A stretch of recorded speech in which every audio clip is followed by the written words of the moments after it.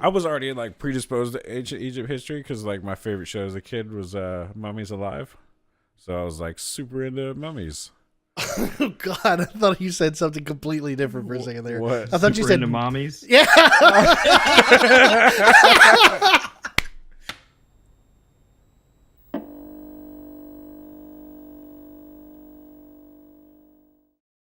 Hey, you guys! It's VGBits BitCast. This is Hello. episode 11. We're starting out this week fantastically. The full cast. Yeah, this time, boy, I tell you what, we've got ourselves such a cast this week. It's crowded in this window. And including a special guest. But before that, I am your host, as always, Daniel. And joining me here in the studio is TJ. Hello. Joining us remotely this week, and also paying an extra $9.95 to be able to access the internet to be on the VGBits BitCast because net neutrality is dead. It's Skid. Hi. And Curtis. Hey. And then, of course, the man that we stuck in the middle of this whole thing because he is very special and special guest. That's right. It's Brady Bunch time, buddy. It is Drillian, man. Cody, how you doing? Hello, I'm doing well. How's everyone doing today? Doing well. How are you? I'm very tired. Doing well. I am also doing well. Great. I'm somewhere in between in the middle. Yeah. We'll just go with that. He's dying. He's dying. I'm at the bottom end of the spectrum. Man. Oh, guys. I'm so happy to be able to have you on the podcast, man. This is great. Oh, glad to be here. This is going to be a fun time. Oh, you know it, man. So, this week, since we've got such a full house, and we may run a little bit long, so Hopefully. hopefully, Yeah. So- Long podcast is perfect. well, for Look, people man, who, this is the only thing I have to look forward to on Mondays. here we go. I'm not sure if I'm happy or sad about that.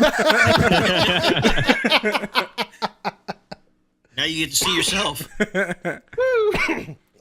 Pardon me. Oh, I'm still getting over this cough, but you know that's kind of one of those things that just I think it's part of me now. This is just the whole. It's what I am. It's Daniel plus cough. So anytime you see me hacking and wheezing, it's just like, oh, that's par for the course. I'd be like, you should quit smoking. Be like, I don't smoke. I'm like- just dying. I just got the dying part. I tell you, one of these days, it feels like something just gonna burst in my head just because I cough so much. So if I just if I just happen to fall down in the middle of the podcast, we talked about this last week. You guys just got to pick it up, okay? I just reach over there and unplug his camera, and then we'll just keep moving. Yeah, you just keep going. Or I just turn it on me and be like, it's two of me now. Like, yeah, I'm in two screens. Woo. I run this Don't mind me bitch. dialing 911. Just text 911. I think my roommate died. Just hurry up. By the way, we're doing a podcast. Not before you come in. Would you like to be a special guest? Today we have EMTs. Hey guys, what's wrong with this guy? Well, he's dead. Thank you for that. Book him away, toys. It'll be up to Lucid to ride in the ambulance and get video footage. Yeah. Yeah. And on the scene. VGBits on the scene. Just break out the camera and be like, da-da-da-da-da-da. He's still dead, guys. Today we're going out of the studio. I'm taking all his stuff. All of a sudden, Clear. just suddenly TJ's channel just resurrects from life, and then there's like 50 cameras all pointed at him. Witness me. It's like, where's the gameplay? I I am can't your even radio see. god. We're on the scene. What do you think, Daniel? Is EA doing the right thing by making more loot boxes? Stay quiet if you think it's horrible. You heard it here first, folks. Woo! Oh, speaking about terrible decisions from companies, we'll get to that in the news. What? Who could possibly do anything worse? Man, I tell you what, there's only one company out there right now that just seems to be just covering EA's shitstorm left and right. Maybe they were like, we can slip in more bullshit while EA is currently being assaulted. That's the problem. They're overtaking them. Yeah. But before we get into news, guys, let's talk about what we've been doing and what we've been playing. So, Cody, since you are our special guest this week, man, what have you been doing and what have you been playing? Oh man, I have been going between 4 different games this past week. Tell us about that. I finished streaming Jet Set Radio Future as a nice classic. Great game. Great game. Nice. Difficult final boss, but great game. Great music. I started continuing Silent Hill 2. Also a good game. And then I have been playing late into the night both GTA 5 and Rainbow Six Siege. Yeah. Siege, man. Those have been some fun games. It's a really good game. Yeah, Siege has really come back. Yeah. Or it's just now that we're paying attention to it. Well, I mean, to be fair, I tried it out in the beta and it was fun. It was interesting, but it wasn't like I'm going to go spend $60 on this game. Right. But 2 years later, they've added a lot. They've worked on a lot. The game has become a lot cleaner and a lot easier to play. And it doesn't feel like, people have varying connections in the game. It actually feels rather consistent. Yeah. So instead of like peeking around a corner and all of a sudden you get blown up by some guy that wasn't even there, now you actually see people. Yeah. What the thing I love about this game, because me and you've been playing it, or I've been playing it with you also. Yeah.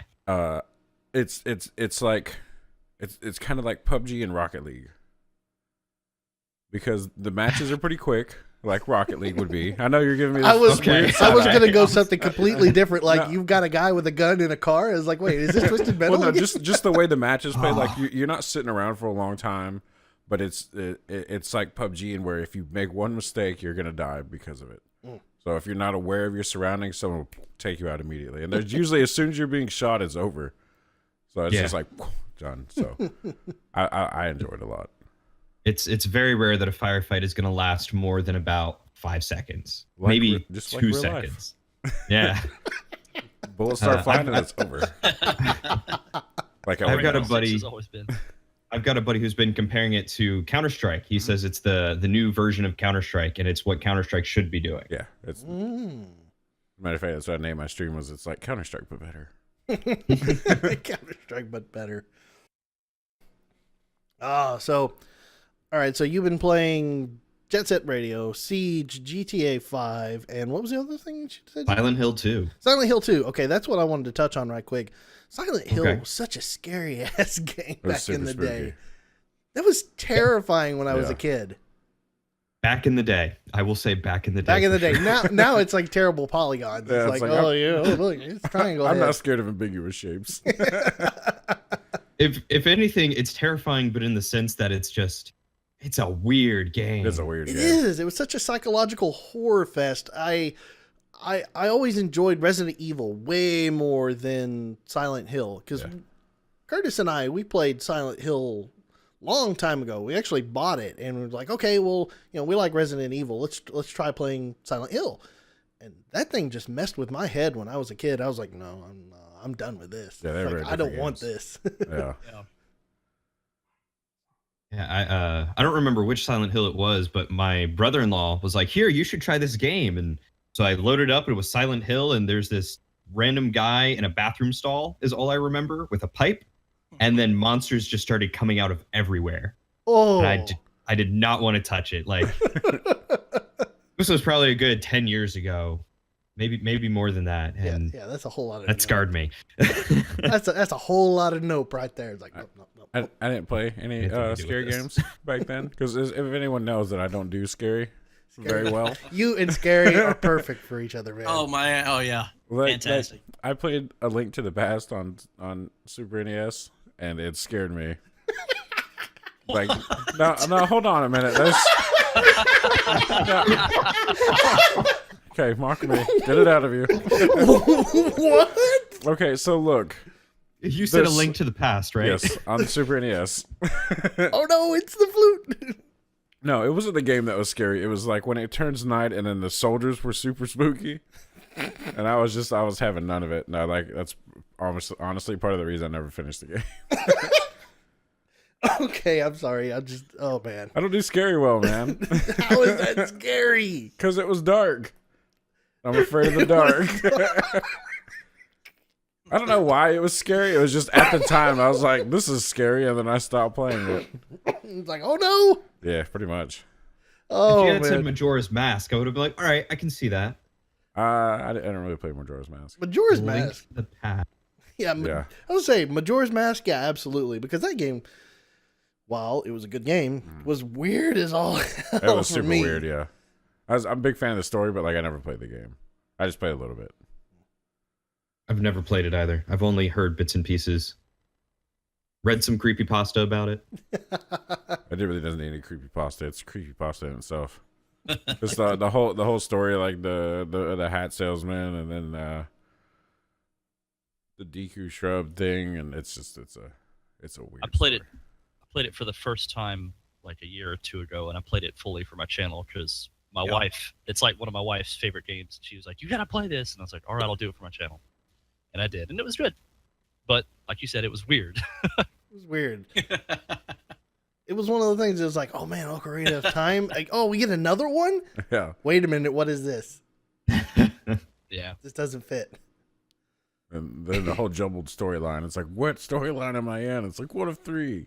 But we won't tell you. And if it weren't for Matt Pat, we'd never know what games we were playing. Hooray for game theories. That is... Majora's Mask is one of the few games that are on my list to play that I just haven't gotten to yet. You should. I think it's okay. I think I have that and Ocarina of Time. Oh, hold up. Hold on a minute. You haven't played Ocarina of Time. Wait a minute. Hold Nope. on. Okay. Oh, Stop the podcast. Hold on one second. We're going to go into this now. I have it over here right now. There's a Nintendo 64 right here. Yeah, I got it's right there. Okay, so you have never played Ocarina of Time. I have never played in full Ocarina of Time. I think I've played like maybe 5 minutes of it once. Now, not to shame you or anything, because there's plenty of games that like we've never played, and that's fine. But it was such a definitive like step into the 3D era, and I think or at least I've gushed about it at least twice. we talked about that last week, I think. And I think it's totally a game that should be played. Everyone should play it. Yeah. But of course, See, I don't think it'll age well. No, definitely not. It's okay. My only downfall was that I never had an N64 growing up. I had a PlayStation 1, a PlayStation 2. I had the original Game Boy, which I still have in my closet, and an Xbox. That was going to be my follow-up question. I was going to say, okay, were you a PlayStation kid then? Yep, my brother was. My brother-in-law had the N64. I don't know if he owned Ocarina of Time, but he had GoldenEye. I played GoldenEye all the time. Also, a definitive Nintendo 64, which you have over there too. Also, Oh my god. I don't know if it works. Yeah, I still need to test it and make sure it works because that's going to be coming up on an 8-bit challenge. In fact, we probably ought to record it today. I was hoping we could get like Michael and Curtis. Oh, that's true. Yeah, we need you guys here. If we can get a bunch of people, 4v4 would be, or 4v1. Oh my god. However those numbers work. There is always the possibility of GoldenEye Source. That's true. But we want the original, not a better version of the original. Yeah, I want that feeling of like I had back when Michael and I were kids and we were playing GoldenEye, and I loaded the bathroom in the complex. In the complex, yeah, with proximity mines. Yeah. I threw them all into the toilet, and my mom came and picked me up, and I was like, "So, bye, Michael!" Run out the door, and just at that same time, he walked into the bathroom, opened that stall, and blew up. That's awesome. I want to relieve that. Explosive diarrhea. I want to relieve. I want to relieve that. No, I want to relive that. Relieved it? I want to relieve myself of that. You relieved something. Oh, Lord. Diarrhea of the mouth, apparently. Gross. Pardon me. Well, so who's next? Who's been playing? All right. Curtis, what have you been playing? Yeah, Curtis. All right, so I've stepped away from the Assassin's Creed for a little bit because I'm not going to talk about that for 3 straight weeks. But only squeeze two. in another game. Only 2 of those 3 weeks That's have true. made it onto camera. Technically, he talked about it 3 weeks in a row, but they're only hearing it 2 weeks in a row. One time I didn't survive. It didn't survive, so it was technically 3.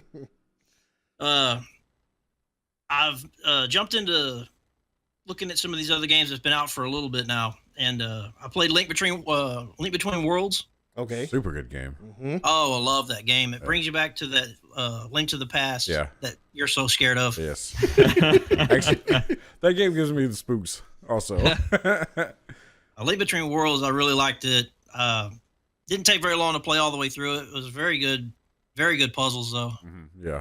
I enjoyed that.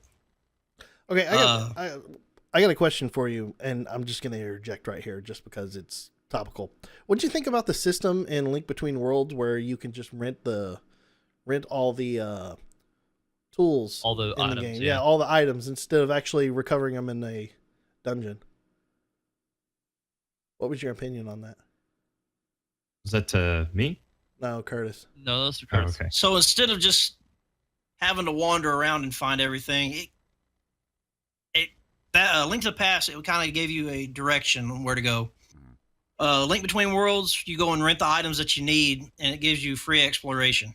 Yeah. So What it was opened up the entire world to you. So it was a different approach to it. So I thought that was okay. Okay, you didn't have any issues with it then. You were okay. No, with it. I didn't have no. I Okay. mean, it's not like I felt overpowered because when the game decided it had enough of your shit, it was going to take you out.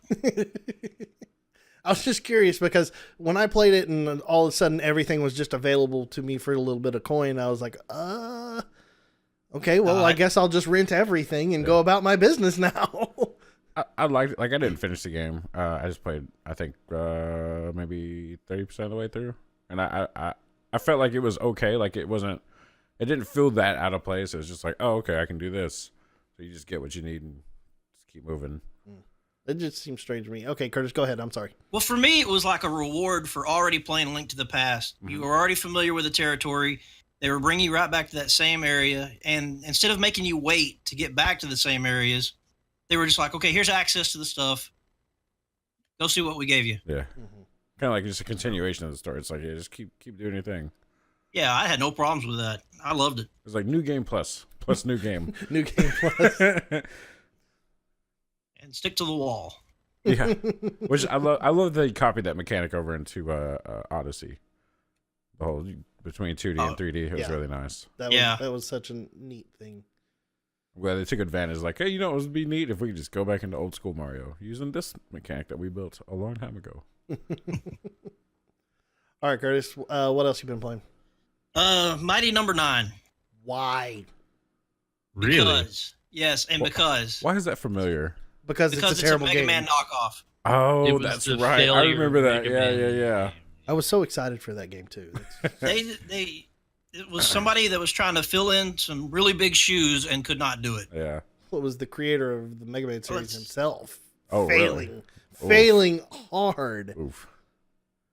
Yeah, it did not get the reception that it deserved. I thought it was okay, but being an 80s kid and playing all the Mega Mans, no, it just did not do what it was supposed to do. It was very generic. That doesn't surprise me at all. That sucks. Yeah. Wasn't there like a money scandal of some kind going on with its Kickstarter too, or? There was a lot of stuff going on with it. I want to say yes. I'd have to look at that. I did not look that up. That's interesting. I remember that. That was a while back, but I just remember there's a lot of controversy over that. There was a lot of stuff going on with it around the time that all the, well, I don't want to really talk about that here during this podcast, but it was during a lot of the feminist stuff going on. All the Gamergate stuff and all the things of that Gamergate, nature. Yeah. Exactly. Yeah. All of that was going on, and then Mighty Number 9 somehow got into the mix, and it's like, what? What does this have to do with anything? I think they were running out of targets and just started firing at everyone. Yeah. So Anything that there would was just stick. there was a lot of stuff that was going on with that game. Yeah. Yeah, it did not deliver, at least in my opinion. Which is a shame because that's such a good name for a game. True. And they Mighty tried. Number 9. Yeah. They tried. But it just wasn't there. Not what it was supposed to be. I also picked up Human Fall Flat. Yeah, we were talking about that last night. I think I have that. Doesn't surprise me. You have everything. Was that in a Humble Bundle that I bought 5 years ago? It's very possible. Actually, I think that is where it's at. I was looking because what was it? Homefront was for free on Humble Bundle. I was like, oh, snag that, and I'm like, there goes. I'm like looking at this list of Steam keys in my Humble Bundle account that haven't been activated. I'm like, hope those don't expire or something. Yeah, I got gypped on a Humble Bundle key that was free. It was Guns of Icarus, and I didn't realize that it was one of those free for a limited time ones, so I lost it. Oh. And then every single free key since, they've stopped doing that. They learned. They're like, oh, we screwed over Cody. We can't do that again. We're not gonna give him another key. But... Like this guy right here, we are not gonna do this anymore. Guns of Icarus. That's the airship. Battle ones. Yeah, Victorian era airship. Yeah, that's fun. It's like Dreadnought, but not. You're definitely not. It's like Dreadnought, but without the dread. A lot more not. No, it's an okay game. I mean, I played it a little bit, but I could live without it. Yeah, Curtis and I were talking briefly yesterday about Human Fall Flat, so as maybe doing something for the channel for that. So yeah, that game is that's the one that's similar to Gang Beast, yes. right? That's also an awesome looking game, which I've never played. They have updated like Gang Beast a whole lot since I saw it a long time ago. Now you can headbutt people and stuff. Awesome. Yeah. What? Yeah, There's a lot of stuff you can do in Gang Beast. it's like what? It's pretty fun. It's a pretty fun little game. It's like Super Smash, but a lot more meaner. Yeah. Drag people with edge later, bitch. Yeah. Punch him and knock him out, and you grab the body and like Throw him in a train. Yeah. So, Curtis, did you have an opportunity to play any of Human Fall Flat yet? No, because I had to choose between playing that and playing Mighty Number 9. So I figured we could bash Mighty Number 9 a lot faster than we could bash Human Fall Flat. So, That's a good call. so strategically, I chose Mighty Number 9. But I'm looking forward to playing Human Fall Flat. I have been watching some videos and doing some research on it. So looking forward to getting into that one pretty quick. It looks like it's going to definitely be some fun. So we'll try it out. I'll probably pick it up so we can do something with it. Let me know, because we're going to end up having some good laughs on that, I promise. Okay. So anything else that you've been playing, man? That's going to cover it this week. All right. Good there. TJ, since we're going in a weird shape around the We are. video Awesome. here, Okay. so we kind of connected the dots. You're next in line. Man, I didn't really play much. It's been a super busy week. Last week I played Rainbow Six. That's not true. It is true. Yes, it is. That's what it's called. Rainbow Six. I suddenly, my brain was like, put a picture of Vegas in. And I was like, that's not right. But I played Siege last week. A lot of Grand Theft Auto Online. And Monster Hunter. Monster For you. Hunter. Because I found my 3DS. I was like, oh, there you are. And I like popped in Monster Hunter. I was like, I'm going to play this because I'm ready for Monster Hunter World. But the beta isn't out on Xbox. Oh yeah, it's on. I saw it on the PS4. Yeah, it's on PS4, which Last is lame. night. I'm really regretting buying the Xbox now. I should just bought a PlayStation. But yeah, I played a little bit of that. And last night, me and Michael played Wylands. Which is actually What is Wylands? It's islands with a Y. Where we're What? Yeah. It is. Haven't heard that. It is a hot pile of garbage. Okay, Ooh. sounds about right considering the name. Okay, so that's not totally fair. It's an early access survival crafting game, which immediately I don't like, but I was like, I'll give this one a try. It was cheap, so we played it, and it was fun until it got to where it was like too much, and very little explanation. So they got a ton of work to do just to make it accessible. Mm-hmm. But it's a voxel based Minecraft. It's also made by Bohemia Interactive, who made Arma, DayZ, Doesn't look anything like those games. and it doesn't look anything like those games. I guess. That's Oh, go ahead. I'm sorry. I was just gonna say that's a weird company to be making a completely different game. Yeah, like that's what I was like. I was like, what? Me and TJ were discussing it. It has potential, Mhm. but right now it's so open ended that it's bad. Yeah, and there's And like your inventory has no sort of like I need a sort system. I need to sort by material type instead of just having shit spread out everywhere. And like figuring out how to craft things, it's like you don't get the recipe until you have certain items. So like you're like, oh, I can make a stone things, and you're like, it's like you can make a war axe out of iron. But you need a pole. We're not going to tell you how to make that pole. we never found out how to make a fucking pole. Like we've got It's- lumber, It's like a like stick. we've got a lumber mill going, and it's like I just need a pole. We can make logs, we can make massive logs. We can't make poles. You just can't make a thinner Yeah. log. Yeah, In our inventory, we had sticks, we had wood parts, we had logs, we had massive logs. logs. Yeah, you can make Like logs two out of different types logs. of logs, just called logs. But 4 logs make we a could log. not make poles. We could not figure out how to make a pole. We were like, what do we do? Then you die and Oh, holy shit! The game is brutal. Like it is.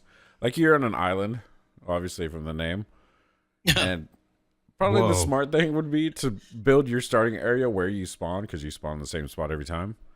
But we didn't. We explored and we're like, we'll set up camp here, and it wasn't that far. You know, it's maybe an eighth of the way around the island. So you die and you respawn as a new character. You don't start with the same character. You just, I mean, it's basically just respawn, but now you have a tombstone. So you die at night because that's what you do. And then you go and get your stuff back, and the thing that killed you will kill you again. And you can't outrun them. You can't fight them. There's jaguars / wolves. It's hard to tell the difference. Wolf wars. Wolf, yeah, they're shiny, scary dog cats. You know, Lucid, you know what game this reminds me of? Worm. Yes, but you can actually make a pole in Worm. Well, they're both equally bad games. How are your pole mechanics? You know, yeah, just give me recipe. Like, tell me, like, if you have a game where you craft a bunch of stuff and you have to craft stuff, create like a recipe tree. Like you can click on stuff. It's like, I want to make an axe, but you need this thing. So you go over there and you click on that thing. It's like, here's how you make this thing. So you want like the crafting system in the Microsoft Xbox version, Microsoft Xbox, that was dumb. The Xbox version of Minecraft. I would assume. I haven't seen it. So. Oh, you haven't? Oh, okay. No. Well, never mind then. Just, a recipe build tree. Just let me know what I need so I can actually go find that thing.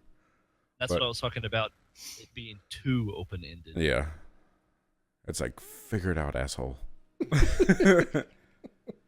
And then, like, there is, we found it, like, when we were about done playing, I think 2 hours into the game, but there is a page that will show you all the basics. Like, this is what this tool does, and this is what this does.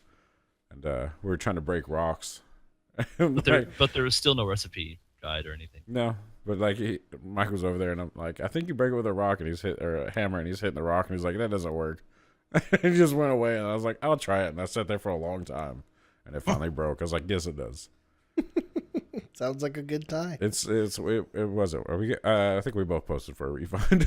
I got my refund this Did you? morning. I Yeah, haven't they were looked. like, "Here's your refund." I was like, "Yeah."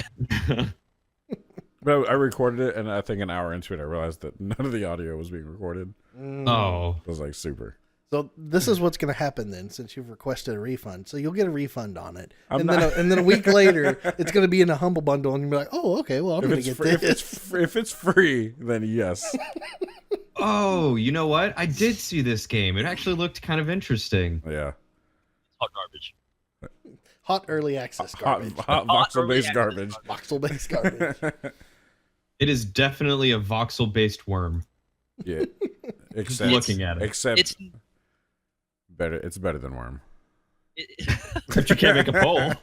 it's not the most terrible game, It's- but it's not good right now. Yeah. I mean, it's early access. They have a lot of work to do to make it better. Yeah. What isn't early access? That's true. Very everything, fair. everything is early access. Even these Game days. of the Year games. What do you mean? Yeah, PUBG even was Game nominated of the for Year Game of the Year. nomination. What? Yeah, they actually got nominated. PUBG is still early access. Isn't it supposed to technically. release in? Like the next couple 3 days? something like that. Yeah. We'll I guess we'll get to that. We'll get to that. I was gonna say, I guess technically you could be Game of the Year Yeah. if you release in this late in December. It's technically 2017. So yeah, that's really all I've been playing. Nothing great. Not a ton of time this week to play anything, which is depressing because I really want to play more Breath of the Wild. Super good game. That's very true. Because that is what I was playing. Tell us about it. I have bought the downloadable content Oh yeah. A long time ago, I bought just the season pass for it. And the new Breath of the Wild content released earlier this or late this week. And last night I got my hands on it for the first time. Holy shit. Motherfucker is hard. Is it?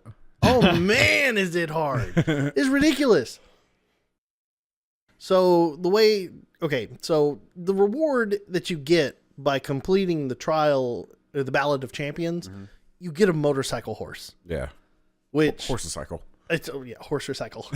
Motor So horse. this thing is, I mean, it's literally super, super cool. I was like, okay, I want this. I will do the Ballad of Champions right now. And you got to go back to the Resurrection Shrine. You put your little Sheikah slate in, and then it says, all right, we're turning it on. Good luck. I'm like, wait, what?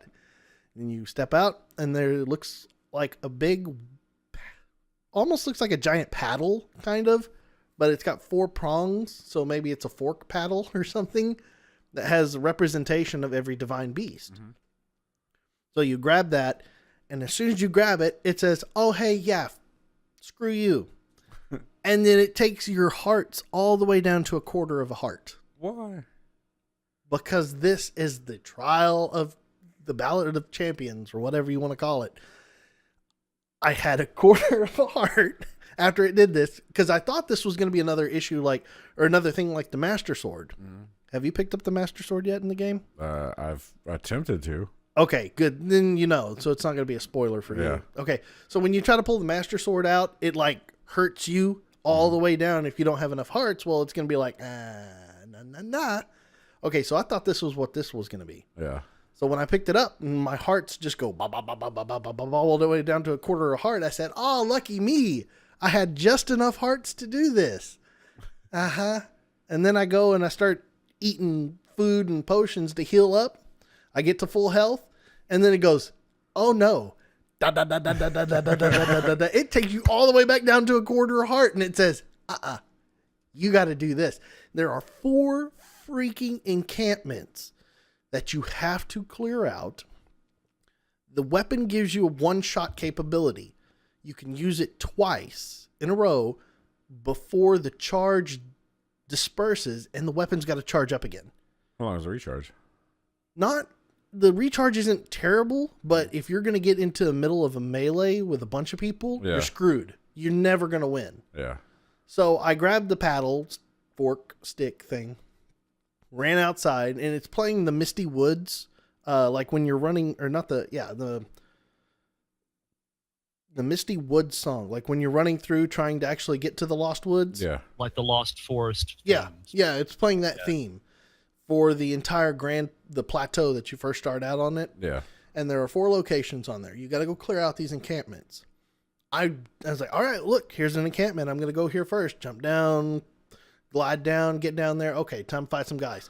Start beating up on some guys. Oh, look, they're red bokoblins. Man, this is going to be easy.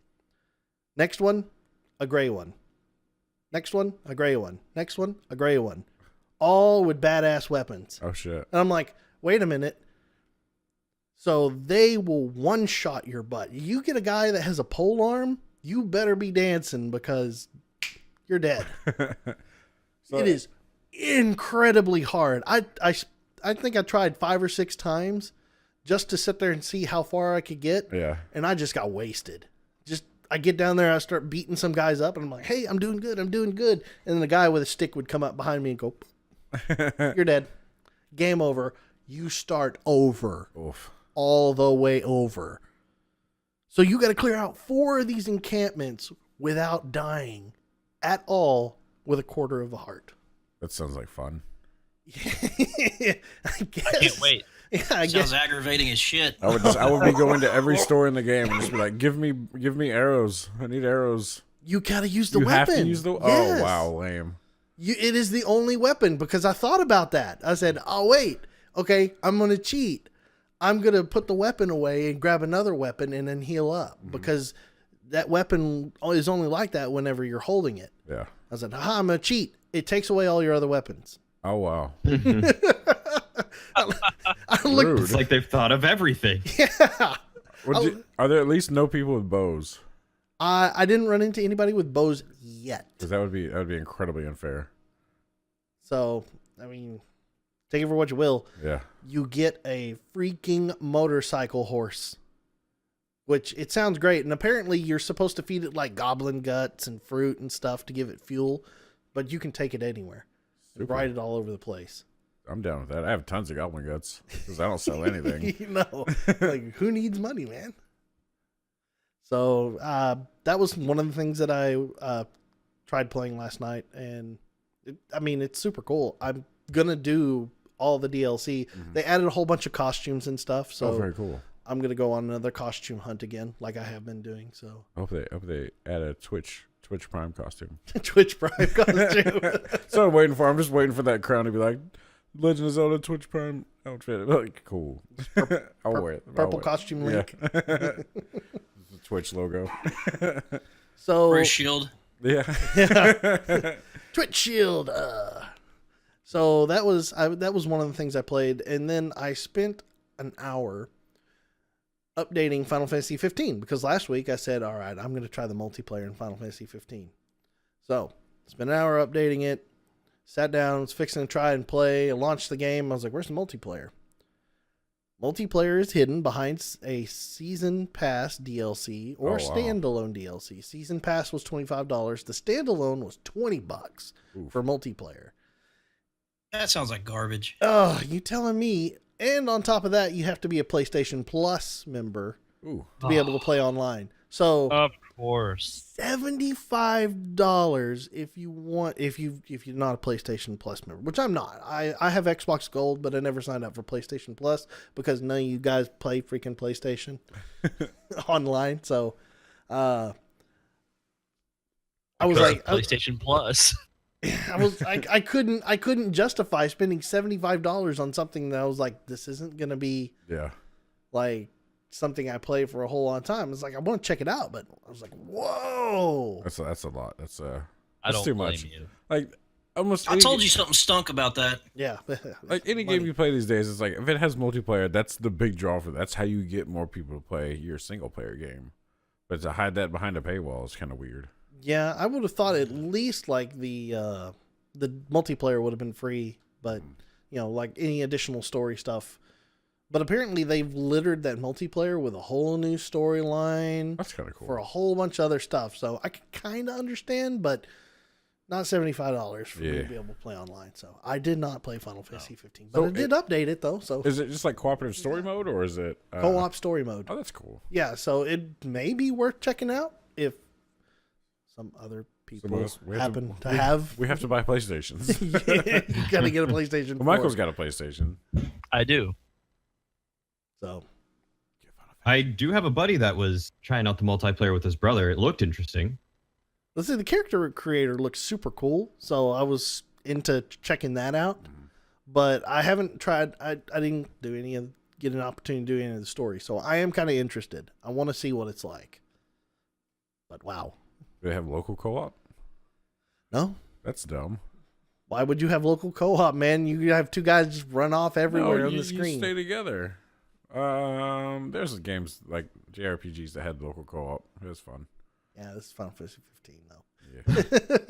Like no, we don't make any more local co-op games. Yeah. Keep that shit to Overcooked.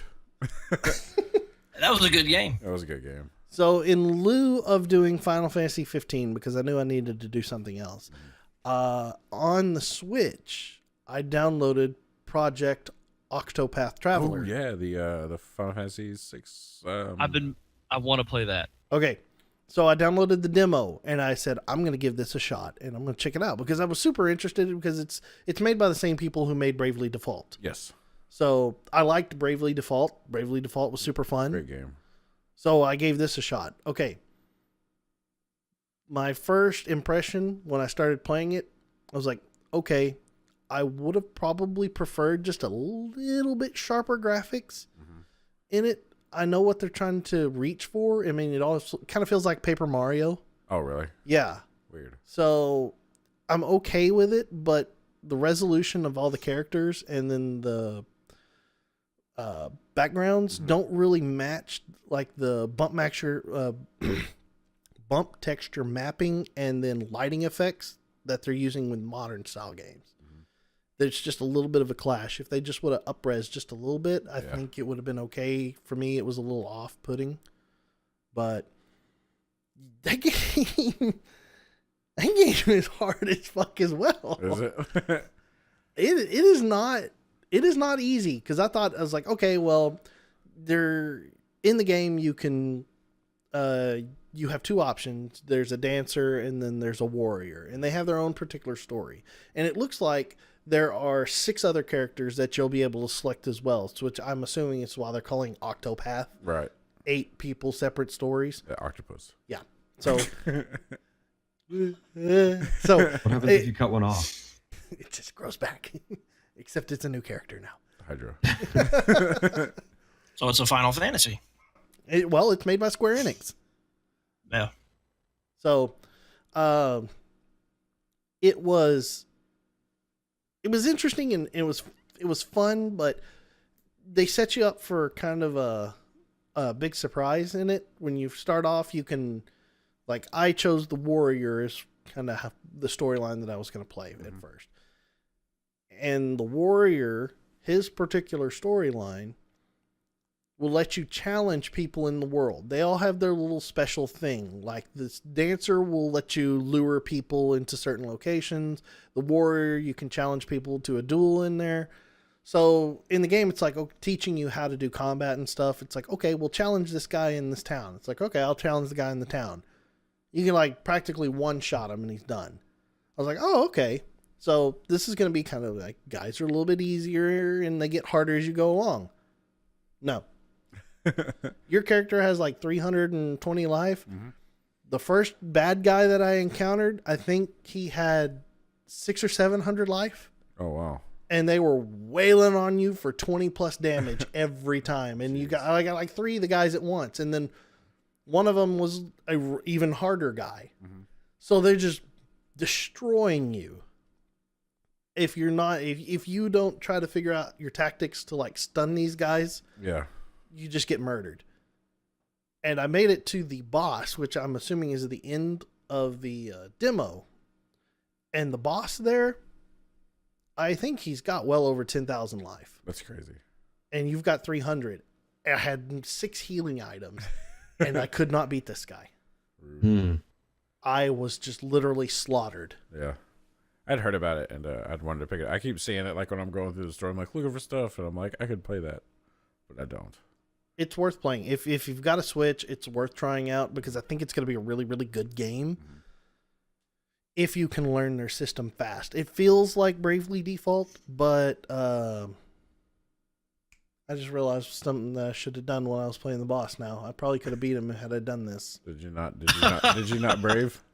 No, I braved a whole lot. I didn't default, more or less. The boss has an attack that does 200 damage immediately. Mm-hmm. But what it does is it'll warn you ahead of time. And I did not think about defending. Oh, yeah, that'll help. That's something that happens. I'm about to attack. I don't give a shit. Come at me, bro. So that's what I've been playing. I'm super interested in Octopath Traveler. Super. So if I can get past the resolution issues, because I think it's more designed for the smaller screen on the Switch than a TV. Hey, don't put this on 4K monitor, please. Yeah, because that's what I was playing. I was playing on the 4K 65-inch, and I'm like, well, I can see a lot of things here, guys. So that's what I've been doing. That's cool. What I've been playing. So how about you, Michael? What do you got going on? We talked to Michael, didn't we? Nope. Oh, going around. Skipped right over him. Michael, you don't have you have nothing. You've talked nothing. No, go ahead. I'm sorry. I've Wylands. I played that Islands game with TJ last night. It was you guys already know about that. I tried out the test server on PlayerUnknown's Battlegrounds to try out like all the updates and stuff. You want to vault? Because I had a friend suggest it to me. Hi, Chelsea.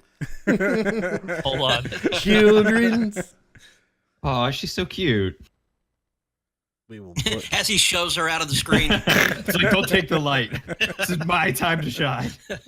we will blur the children because blurring the children is safe. Michael is going to be a minute, so. She was wanting me to get her toothbrush. All right. Oh, okay. Aw. Bye. Anyway, I tried the test server on PlayerUnknown's Battlegrounds to see the updates because I had a friend telling me that it's great, you should try it out. They fixed optimization and they did all this stuff to it, and it's the new desert map, and they've got vaulting and new guns and new vehicles and all this stuff.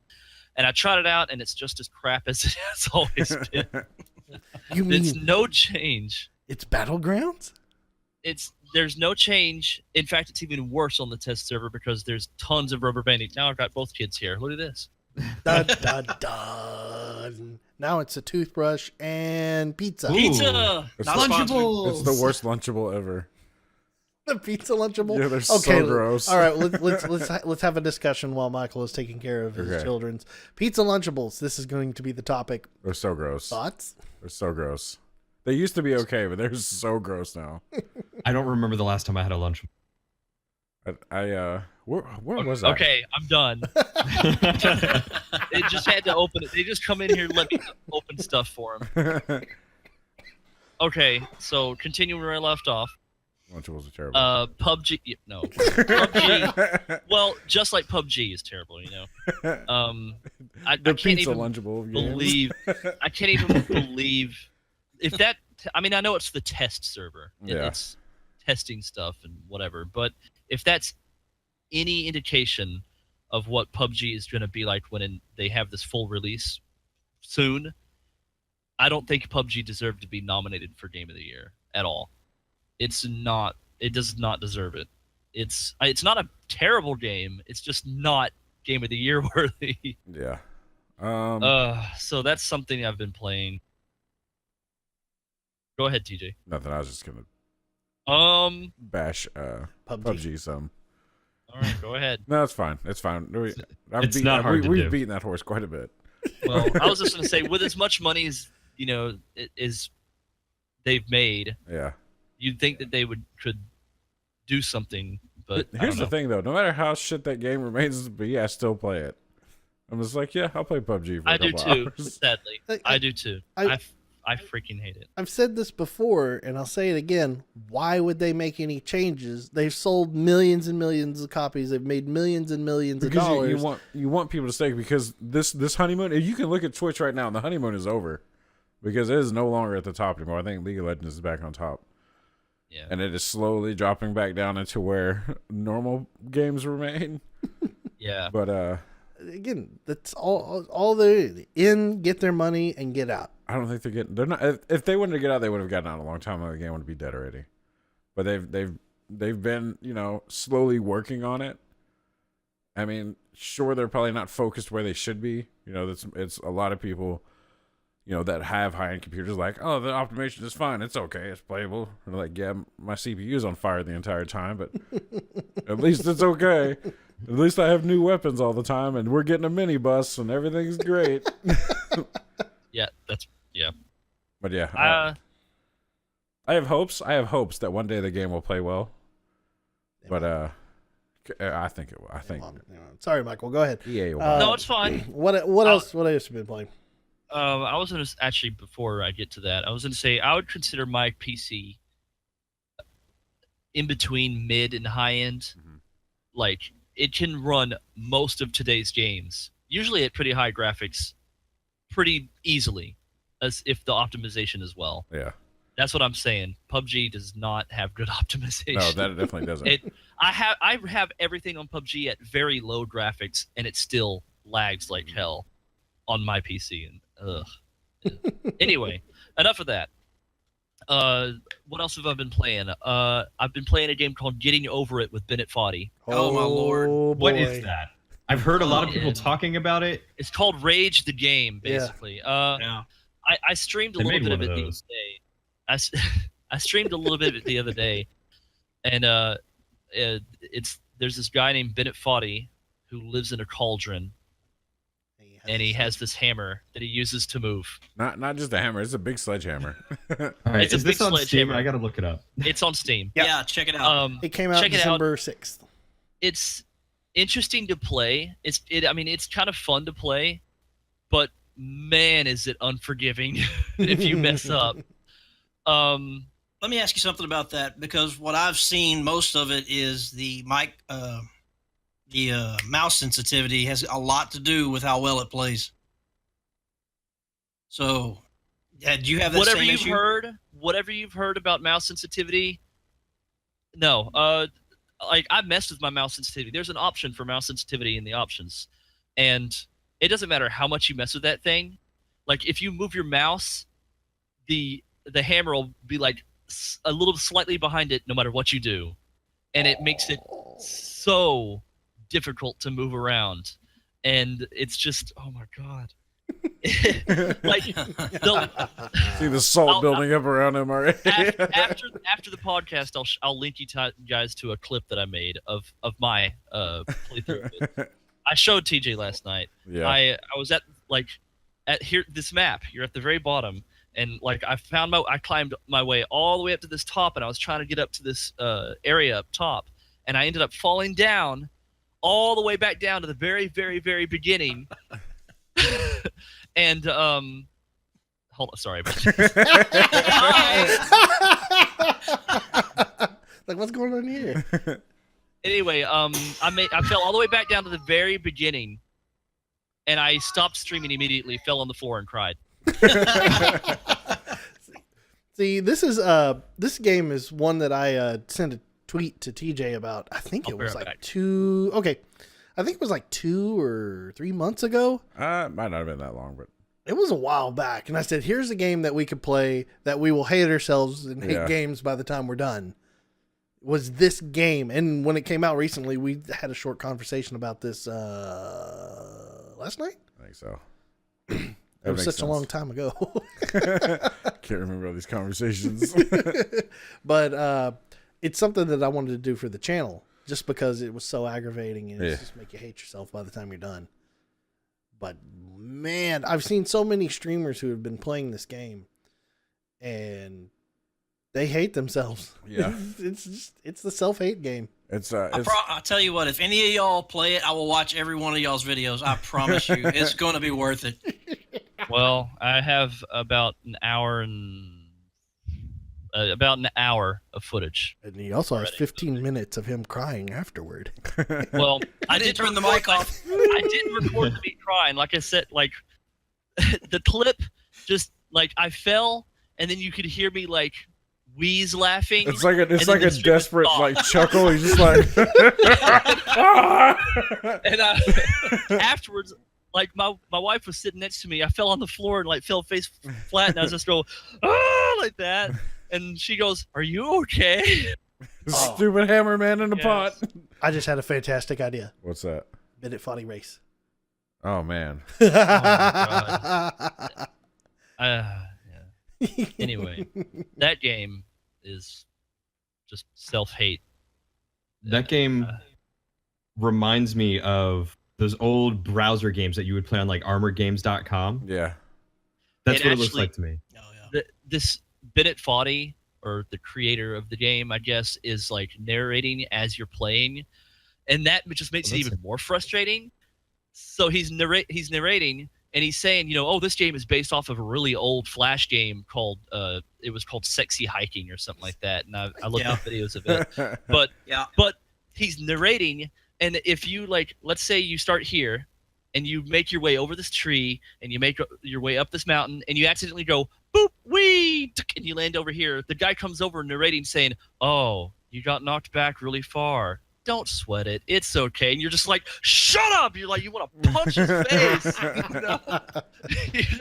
I mid-stream, I was like, "I'm done." I hit escape and I lowered the voice over volume all the way down. I was like, "Shut up!" Condescending bastard. And he was even playing like this crappy yodeling. He was like playing yodeling music while you're playing. I lowered that too. I was like, fudge this. I hope it's the music from Oh my The Price is gosh. Right. Oh, you know what? The You know what would be fantastic? Oh yeah. I mean, yes, the hiker going up the Yeah. mountain, absolutely. But if you rage and you turn down the volumes, that the game would override the volume and the narrator come back and be like, "Oh, what's wrong?" Are you getting frustrated? Alt F4. That would be perfect. I know I turned this shit off. Oh, So that's a game I've been playing. I want to play that. I'm looking forward to playing that. Good times. But other than that, the only other game I've been playing is Planet Coaster, which is super fun. I love that game.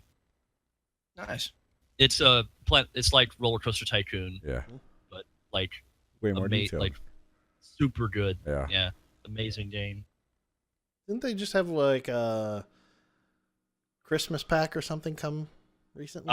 They've had a Christmas pack for a while. Okay. They keep updating it though. They're updating it constantly. It's still getting new stuff. It even had like a Back to the Future pack that it got in there. You can make Back to the Future themed parts and stuff like that. It's super cool. Very cool. Nice. And you guys continue on because now you have somebody else. Well, it's okay. So at this point in time, since we've all been talking about what we've been playing, what we've been doing, let's move on to and cue the non-existent audio sounds that I haven't done yet. We're going to talk about the news, guys. And this week, oh boy, Nothing but good news. oh so fantastic news! I can tell you that much right now. I don't know if anybody else has brought anything for the news, so I brought some can I start? articles. Oh, Can yeah. I start? okay, Just in case I get some more visits. yeah, go ahead. Okay, well, a couple of game announcements that came out this week. That some of them that I'm excited for, some that I'm confused about. I know what you're talking about. Let me pull up my notes here. All right, first game announcement that I saw: Soul Calibur 6. So good. Oh yeah, So good. So excited. It looks good. We're gonna be playing that, TJ. Yeah. Oh, yeah. I'm looking forward to it. I'm ready. Me and Daniel and TJ used to go to this arcade Tilt. in our town, Tilt, Yeah. and they had this big Soul Calibur 2 machine, Mhm. and you would put your quarters in, and then you'd type in your password, Yeah. and then you would bring up your character, your like information on how you fight and everything, and we would. Oh my god, I remember doing that so much with that game. It was so fun. It was such a good idea for it too. Yeah. The That's only problem is, as you made up the ranks, like the people who were really good at playing, it would like remember their characters, like their play style, and put it into their characters. So you'd come against one of their characters sometime, then you just get your ass freaking handed to you. That's really cool. Yeah. It was a super cool system. My friend had Go bought ahead. a Soul Calibur 2 cabinet. What? Yeah. When I lived in Oklahoma, he's like, "Hey, you want to come up to Oklahoma City with me and help me get this thing?" And I was like, "Okay." We come up there and they'd bought a Soul Calibur 4-player cabinet. It was awesome. That's crazy. I'd love to have a I was about to say a console. What's wrong with me? I've got tons of consoles. I'd love to have a cabinet Yeah. for an arcade cabinet. Yeah. There's a couple, like, I go places and like they have like a game room in the back and you go by and there's Star Trek Voyager. And I'm like, I did not know they made that into a cabinet. And it's not just, a little, single thing cabinet. It's like this whole, just you sit in there and it's got just a whole thing going on. I was like, that's cool. Oh, one of those immersive ones. Yeah. That's super neat. So what other news you got? The two other games that I can think of. There was one. It's called Shadows Die Twice. Oh, I didn't see this. I don't know. There's nothing about it. It was just like it was a super teaser. one like tiny, super teaser. It was Yeah. one tiny scene of like some weapon or something like with a rope coil, and it goes shing, and then it like blocks out, and it shows the name Shadows Die Twice. But then the game developer came up, and that's what the interesting part was. Is it's from Software. Oh, okay. They're creators of Dark Souls and Bloodborne, Yeah. and everybody's saying Shadows Die Twice. Is that the name of the game, or is it Bloodborne 2? I'm interested because I'm a huge fan of those types of games. So that was cool to me, except for the fact it was just a super teaser. Yeah. It didn't show anything. It's just like, here's the thing, under development. We're making a new thing. Hashtag hype. Dodge roll. Praise the sun. I see what you mean about this teaser now. I just watched it. You just watched it? That's exactly what it is. Exactly. Like, what is it? It's like It is. That's it. it's like a bone and Yeah. a spool with like bloody thread or something on Yeah, it. and there's like some weird writing in the background, like, Yeah. and then it blacks out. It says Shadows Die Twice, and then it says From Software, Software. And then the audience is like, yeah, but like I'm looking at the audience going, what are you yang about? Those are the same. It's people, over. It's done. Those are the same people that applaud comedians. Like, why the fuck are you clapping? It's a joke. You laugh, you psychopath. What if it's a sewing simulator? It might be. You never know. All the blood It's from like- like going too fast. You're like Just too much, stabbing your you stabbing finger. fingers. It's like, well, I don't know what it is, but like just knowing that it's From Software interests me a little bit. So Yeah. there's that. The new trailer for Death Stranding. Boy, that was fucking weird. What was that? Like, even Norman Reedus was like, I'm gonna have to go on the internet and read about what I just watched. And it's like Hideo Kojima just comes out and becomes Kool-Aid Man for no reason. Oh yeah. Like, for no reason. It was like he was It's off like, his rocker, What man. happened? He's just as random as his games are. That trailer was very interesting. I'm starting to wonder if Konami was like reeling him in the whole time they was making like Metal Gear Solid. And finally, they're just like, you know what? We can't handle it. Get the fuck out. And he's like, I'm off the rails. I'm making a weird game about a baby and a dude. Yeah. And it's Like- fucking weird. Yeah, it goes down this guy's throat, whoosh, and then you see this baby go. Yes. You have to watch this trailer. It is Oh my so God. bizarre. You have to see it. It's once you see it, you'll be like, "Yep, that's Hideo Kojima." You'll The- be like, the- "Yep, The baby was sucking on his thumb and then just went. yeah, that." He goes like that, yeah. It's super And weird. and then it zooms back out, and you're just like,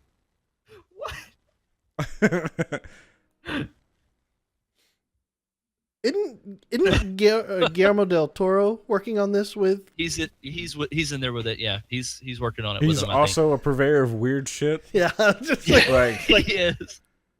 I think Synergy. I think Norman Reedus is like, I'm not sure what happened. I What was have I got friends with myself this guy, into? and then it's been going downhill, and I don't know how to get out. Norman Reedus, like on stage, he looks at Kojima and he goes, "It's a pleasure working with you. You're such a genius." And you're looking at him and you know he's thinking, "I'm so weirded out by this shit," but At least it's not The Walking Dead. at least it's not The Walking Dead.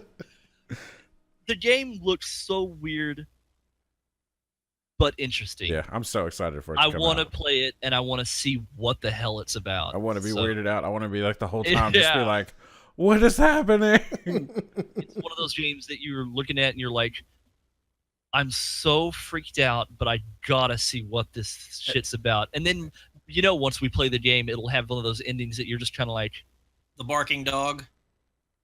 all right, yeah, I'm done. The barking You know, dog. It was the barking One dog. of the endings for Silent Hill. yeah, Ah. don't. Gotcha. Drillian's playing Silent Hill 2.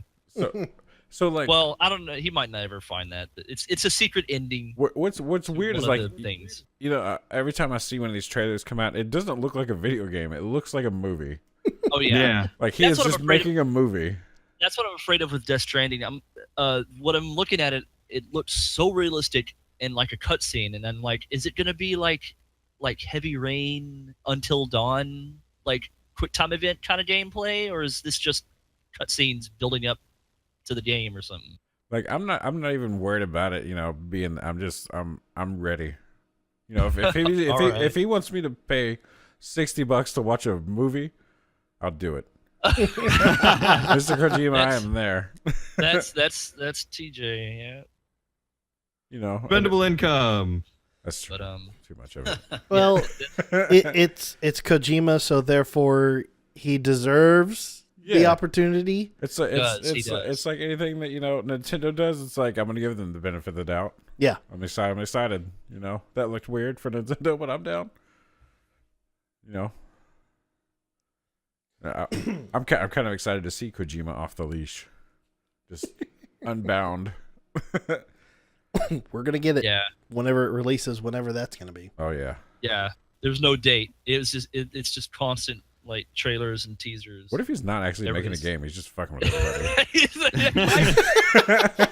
5 Reed years. is gonna be pissed. Like he's just got all this money. And Again. he's just like putting together like just computer generated clips. Just like, oh, you know, it'd be funny. We'll do this. We'll get Norman Reedus. It'll be hilarious. Oh my god. The biggest episode of Pranked ever. 5 years in the making. Put a bunch of random shit in some trailers and let people talk about it. He's getting hyped, and he's really just making a 2D Metal Gear Solid ripoff. It's original Metal Gear Solid. Again. What else you got, Michael? Did you guys on PlayStation 1, did you guys ever play that game Medieval? Yes. They just announced Medieval HD Remaster yesterday. It's gonna be good. It's gonna be so good. I haven't played it myself, but the trailer showed like that skull, Mhm. the skull of that guy, and he's like, and it's like showing words pop up for his translation saying more details coming soon. So that might be fun. I guess the last thing is I haven't actually played the series, but Bayonetta 3. Yeah. And it's also Bayonetta 2 is getting released on the Switch. Yep. That's right. Bayonetta 2 on the Switch as well. But that's all I got. I love the reveal for it. That like Reggie comes out there and he's like Bayonetta yeah. 2, and then what is his name? I forget the guy that hosts. Balls. I don't know. Anyways, he's like thanks for coming, Reggie's like that's not why I came out here. Teaser trailer, and it just says like a little, it just like teases at Bayonetta, and it's like 3. And he's like, okay, bye. He's like, no, I'm done. But that's all I've got. I really like the Bayonetta series from a distance. I've never played the games. I own 1 and 2 for the Wii U, which I don't own the Wii U anymore. Sadness. Sad. But like I want to play them because it looks so good and like everything about it looks awesome, and then I'm just like I can't. I'm sorry. Mostly now because I don't have a Wii U. Thievery. Never got into the Bayonetta games. They never had an appeal to me. Yeah, same here. Hair and guns. So there you go. None of us have played Bayonetta. Yeah, that's all. It's the same- That's all I know. I said that just to be safe. I was like, I've never played the series, just in case like anybody here has. Nobody. But apparently no. Apparently no one has. Like many It things, seems I like it's own got them a- and haven't played them. Yeah. It seems like it's got a neat story, but From what I understand, it seems like it would be kind of fun to play because it's the closest thing I can relate it to is Devil May Cry with the beat 'em up Yeah. kind of thing. I was gonna say Final Fantasy Dirge of Cerberus. What a No. great game that was. No, Dirge of Cerberus is not like Devil May Cry or Bayonetta. Or anything But- great. Or it wasn't awful. It wasn't awful. It but just wasn't a Final Fantasy game. it was not good. Sorry, I don't know how to mute my watch. But anyway, yeah, I can't remember anything else off the top of my head for news just yet. But thank you for letting me go first. Yay! Now you can tend to your children. You're good. All right, Cody, man. I know we didn't tell you to prepare anything for news, but was there anything out there that you saw this week that really caught your attention that you just want to talk about? there's actually 3 things that came out. See, I've watched enough of the podcast to know that there was a news segment. I was like, I got to find some news. Look at this. Fantastic. So I came prepared. All right. So it's not a video game, but it's a movie. Ooh. It's the new Jurassic Park movie. Ooh. Okay, yeah. Yeah. I just watching the trailer, it looked like I haven't seen much about it. All I know is that apparently they're like destroying the island now or destroying the park or something. And I'm really confused because I thought they escaped at the end of the first one, but here they are back fighting the dinosaurs and like actually going on the offensive with like guns and explosions. And it's like Michael Bay took over Jurassic Park.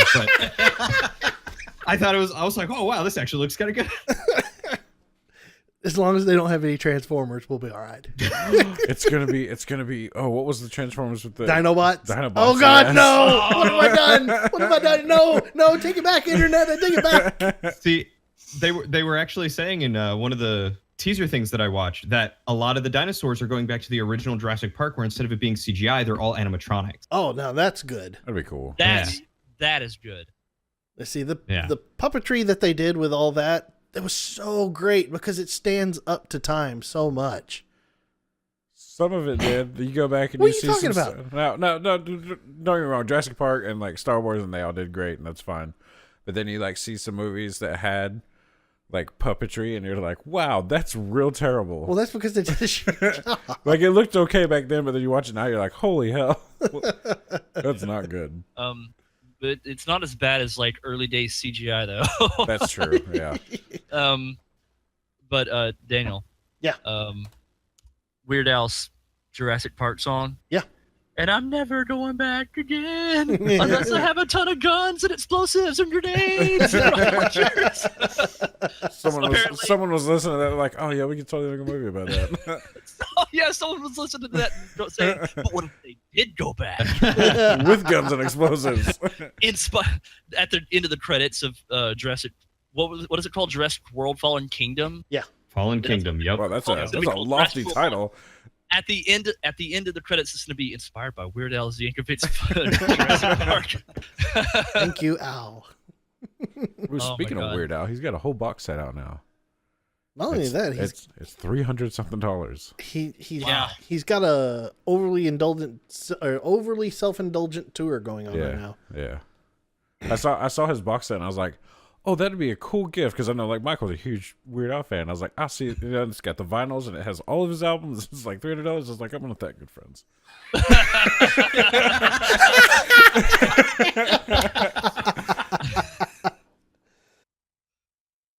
So here's a picture of it. Yeah, the Fallen Kingdom actually looks really, really cool. So I actually hadn't heard of it until you just mentioned it. Oh really? Yeah. So I'm gonna look at it after the podcast. But yeah, I'd heard it mentioned, but I'm gonna be honest. Anything with Chris Pratt, and I'm like, yeah, I'll watch that.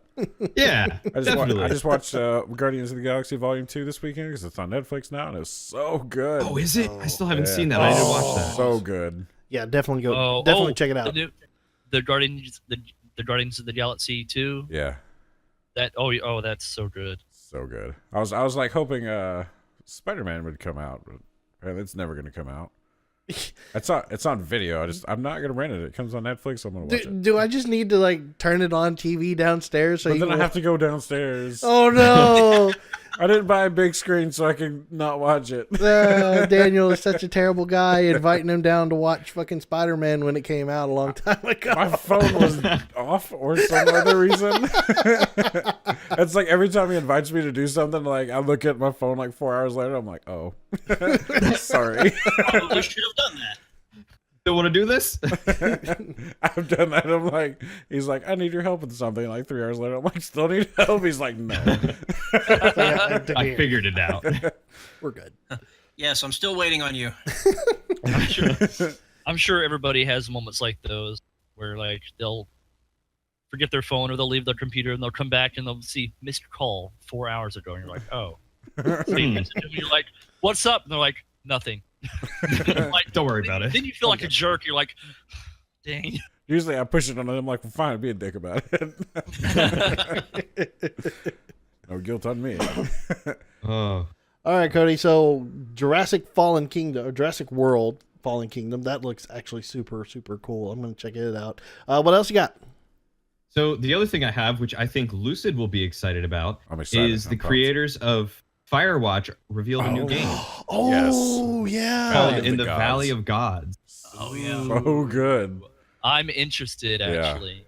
That's, And Look at that. the trailer didn't show too much about it, except for this what appears to be a couple exploring Egypt and exploring like Egyptian ruins. Yes. And they're sneaking around, so it looks like they have a reason to be threatened. But yeah, I don't know. I was driving and digging the watching. soundtrack, though. I was driving and watching this. Don't judge. Like so, it's like on my phone, but like it's a way, or like I'm not watching as I'm driving. I just happen to look over and I see from the creators of Firewatch, and I was like, whoa, what? And it's like and like just the art style. It looks so good. Like I'm a huge fan of Campo Santo's art style, and I'm super pumped for that game. I thought Firewatch was good, so I'm excited for that. Like that's the first time I've heard of this as well, so that's cool. Yeah, it looks so good. I never played Firewatch myself, but I watched it, and I really enjoyed the story and the atmosphere of it. So this might be something I would get myself. I hope you watched my video of it. I actually did. I watched 2 people play through it. I watched yours, and I watched another YouTuber. Excellent. Was the entire time TJ just walking backwards going, There was nothing that scary in that game. But he was terrified. Sometimes. Just deep inside, I was like one bug away from freaking out. Hey, TJ. What?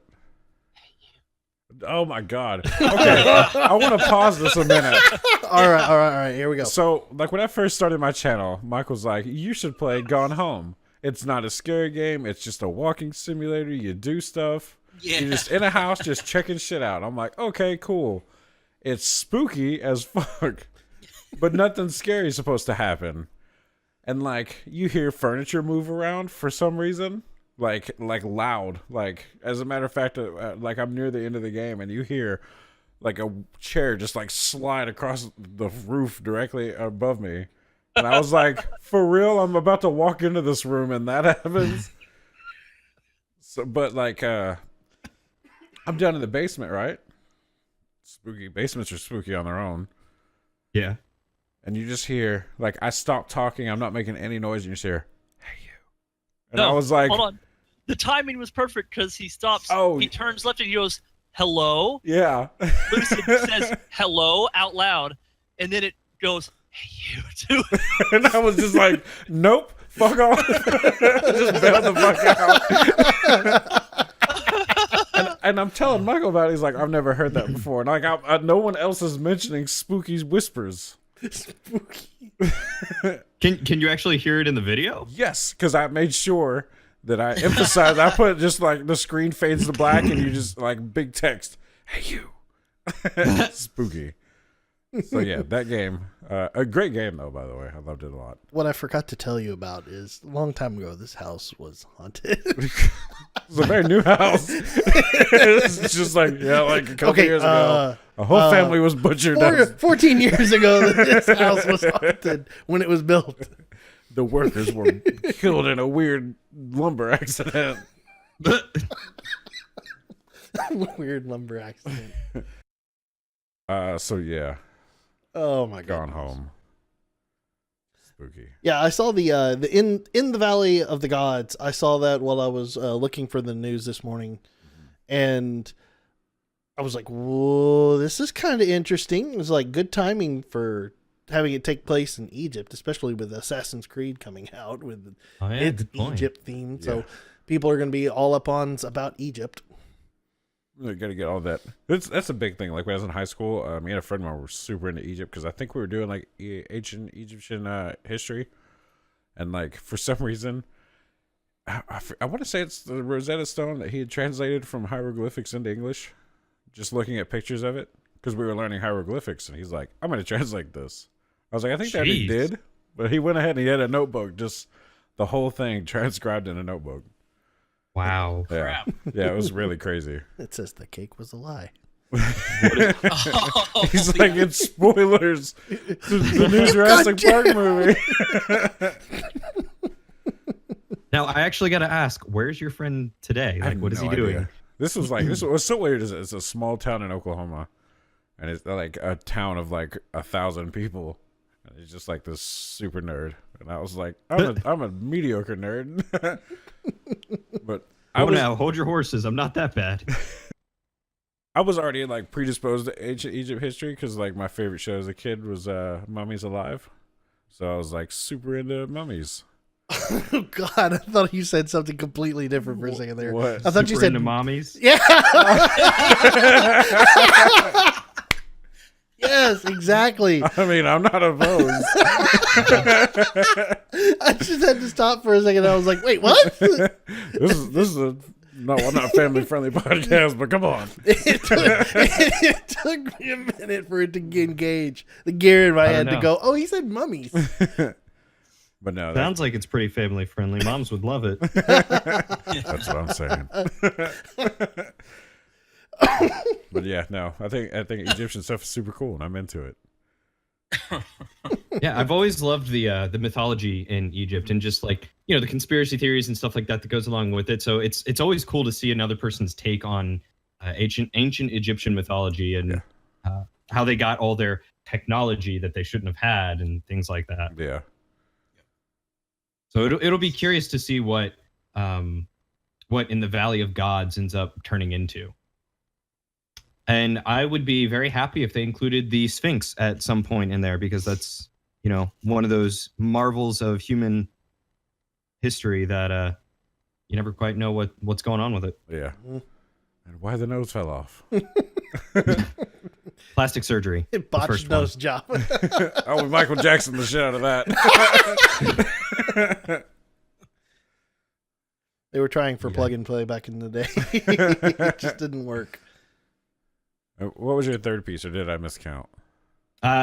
Nope, you counted right. The third piece, which I'm sure probably one of you were going to mention, is Witchfire. No, I heard of it, but tell us about it. So Witchfire is by the creators of The Vanishing of Ethan Carter. Okay. Which did you do a playthrough of that at some point, or was that Skid that did one? I haven't done it. I haven't done it. No, I thought one of you did. No. It was this weird walking simulator, basically, with a really intricate story, and it got a lot of praise. I never played it or watched a full playthrough, but it was a beautiful looking game. I plan to play it. It won an award this week, didn't it? I want to say it may have. I didn't watch, honestly. I watched half, but like I said, I was driving, so I like half watched the half that I watched. Thank you for that. I was present while it was playing in the background. But Witchfire is so like imagine the beautiful graphics and like kind of fantasy setting of Bloodborne and Dark Souls. Okay. Mm-hmm. But it's a first-person shooter, and it's also by the creators of Bulletstorm and Painkiller. Okay. So The Vanishing of Ethan Carter, Bulletstorm, and Painkiller. Painkiller? Yeah. Really? It's a good game. I haven't heard of that game in a long time. Oh, wow. I'm trying to imagine what that would be. It's just the guy's like, my knee hurts, and they're like, here's this. My back hurts. The trailer itself is gorgeous just watching it. And then, because like it just looks like a walking simulator to start off with. And, there's this portal that shows up and you just, this guy's going through these ruins and it's just really pretty looking. And then he walks up on this giant ribbed looking mound on the ground and it starts glowing.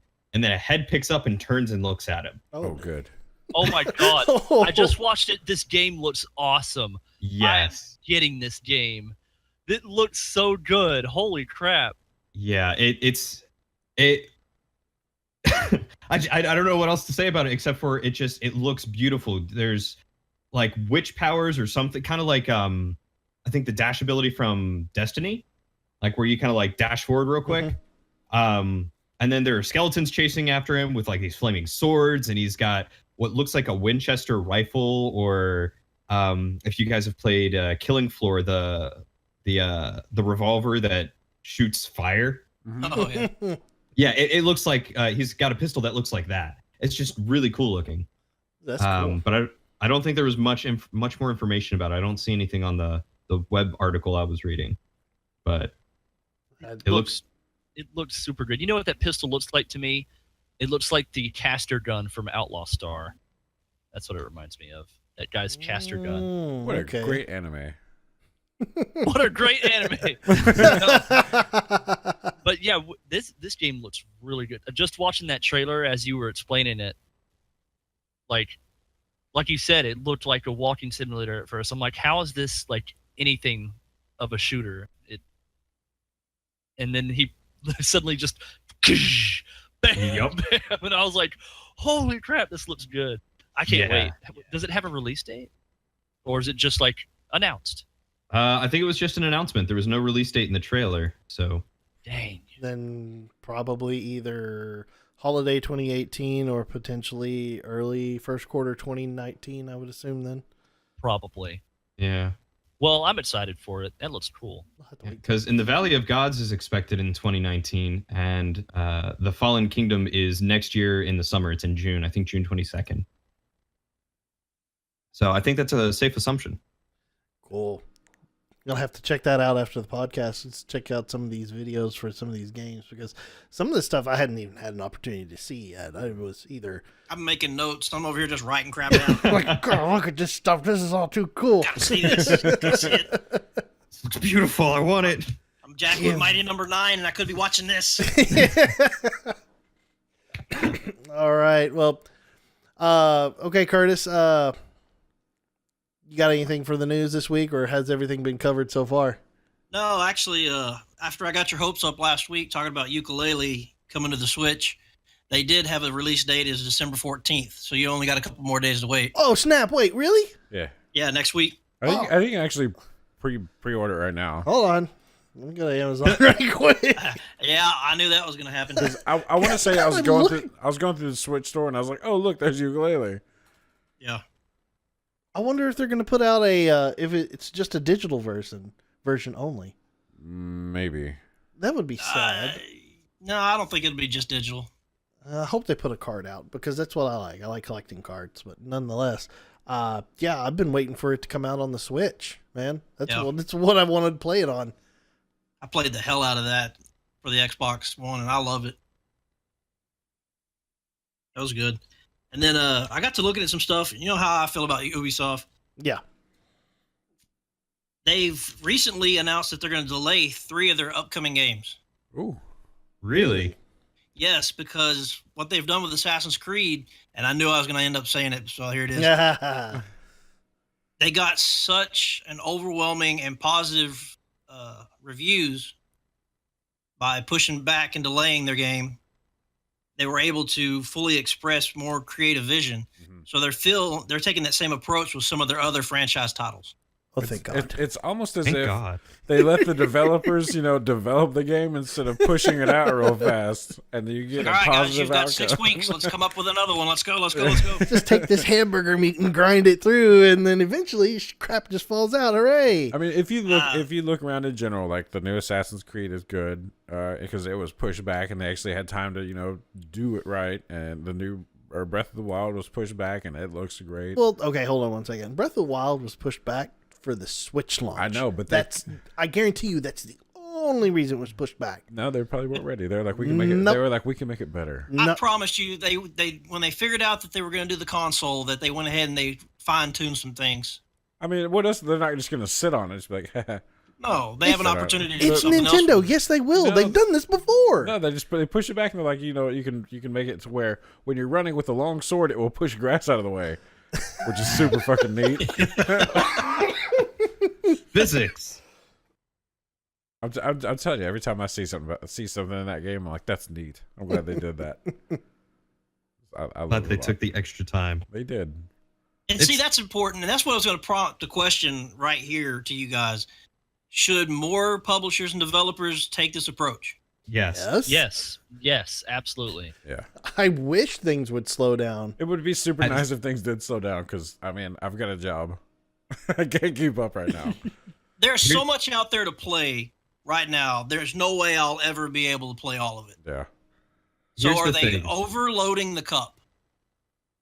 Game developers definitely are, with the way that they are pushing out all these games constantly. Like every year you've got, 20 AAA titles that are coming out that everyone wants to play and no one can play them all at once. My only concern is that game developers, they take their time on it and do well, but don't turn it into Duke Nukem Forever. To be fair, that game wasn't in development that long. It had just gotten forgotten about, and then they're like, "Oh wait, we can make Duke Nukem again," and then they didn't. They made something worse because Duke Nukem 3D was badass, and then forever. I didn't play it. I own it. I want to play it. I just want to play it. And be like, I want to play it and be like, you guys were wrong. This is the best game ever. I know I'll be wrong, but I want to get its what is Metacritic. I want to get its Metacritic score up. A whole 0.1%. That game needs all the help it can get. The titles that they were talking about pushing back, Far Cry 5. Okay. Talking about supposedly being dropped in February of 2018, being pushed back to March. So a month. I don't know what they're going to do in a month. They're waiting for the neo-Nazism to simmer Zombies. down. Good idea. Yeah, They're adding a zombie mode. bringing a zombie mode. The Crew 2. Why? This shouldn't even be another game. The first one wasn't that good. Because it was good enough the first time. No, it wasn't. Listen, I bought a lot of extras in that game I'm mad about. Yeah, you did. Because of this dude right here. Not because of me. Yes. Wasn't me. He's like, we're playing the Crew, and I'm like, cool. He's like, you should play it. I'm like, buy it. I'm like, I'll go ahead and get this version. So I have a bunch of stuff. So I get the cop car, I think is what I wanted. And So, in my defense, they never played it again. before he continues, in my defense, the game was free when we told him to get it. Oh, It's true. And then I'm when he bought. went to go for it, it wasn't free. Oh, okay. No, it's not that it wasn't free. I think it was still the free weekend.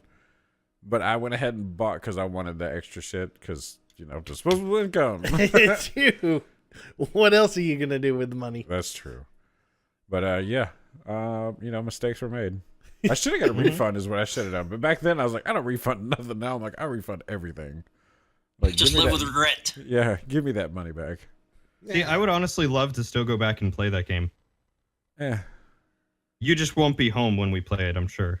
Absolutely. That's usually everybody's like, we're playing this game, and then I'm like, I'll play it. And they're like, when do you get home? And then I get home, and everybody's like, we're not playing it anymore. But I bought it while I was gone. You bastards.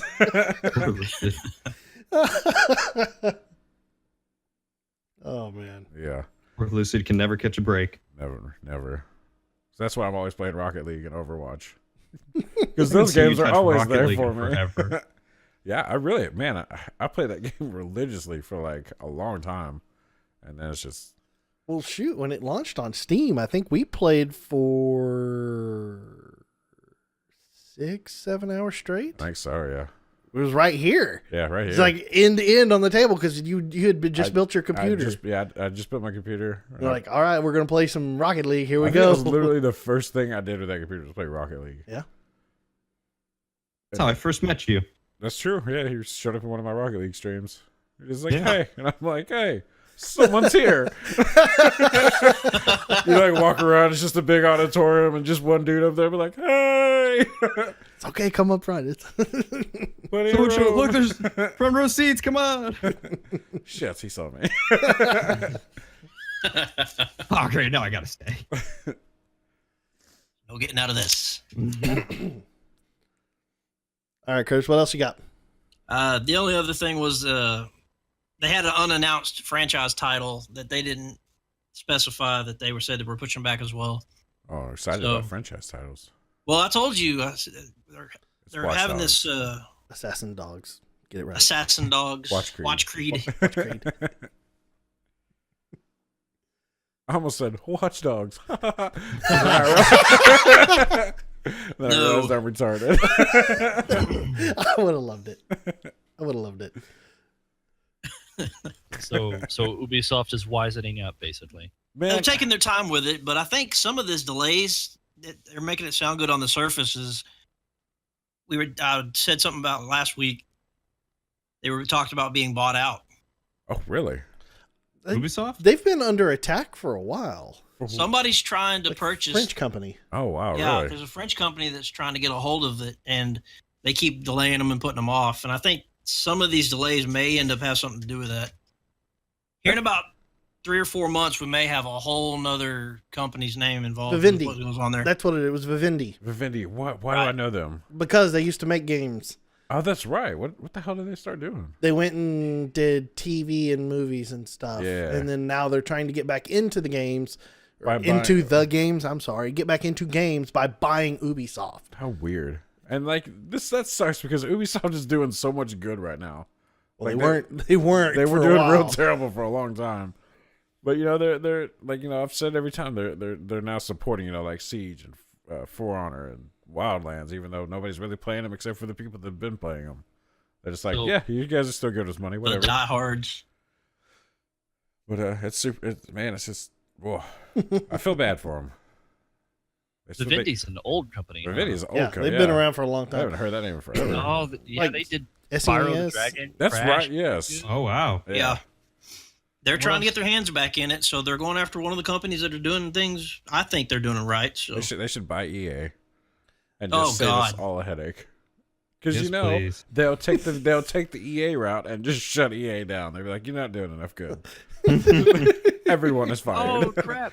Let me Vivendi just. made an Evil Genius. Yeah, that's right too. I remember that. Damn! Holy They crap. made a lot of really good games, and then just stopped. Empire Earth. Yep. What? Oh my god. Okay, so that's just weird hearing about them coming back and trying to buy Ubisoft now. Yeah. I don't know if it's going to try That's to be so an weird. overhaul of it, but it may be a partnership. Maybe. Well, It's an aggressive ass partnership. well, it was an aggressive takeover. Was what it was back last year, I think. yeah. Is they were trying to buy up as much stock of Ubisoft as possible so they could get onto the board. That's crazy. They're still trying. What they did is they slowed down and said, "Okay, well, we'll back off for a minute." But they still own like 30% of That's- Ubisoft stock right now, I That's believe. crazy. At least before I What is ever remember what the last article I read. What are you gonna do with their name? Vivendi Like, Ubisoft. Remember, I was about to say, Vivendi Is it Soft. Ubersoft. You're done. they're gonna call it. There goes Daniel. In the scene. Are It's they like gonna the call opposite of Viagra. call it? I am the Ubisoft. I'm sorry. I don't know. It's just like how it used to be SquareSoft and Enix. They renamed it to Square Enix. Yeah. I don't know. I remember that. It's like, who the hell is this Enix company? Where did they come from?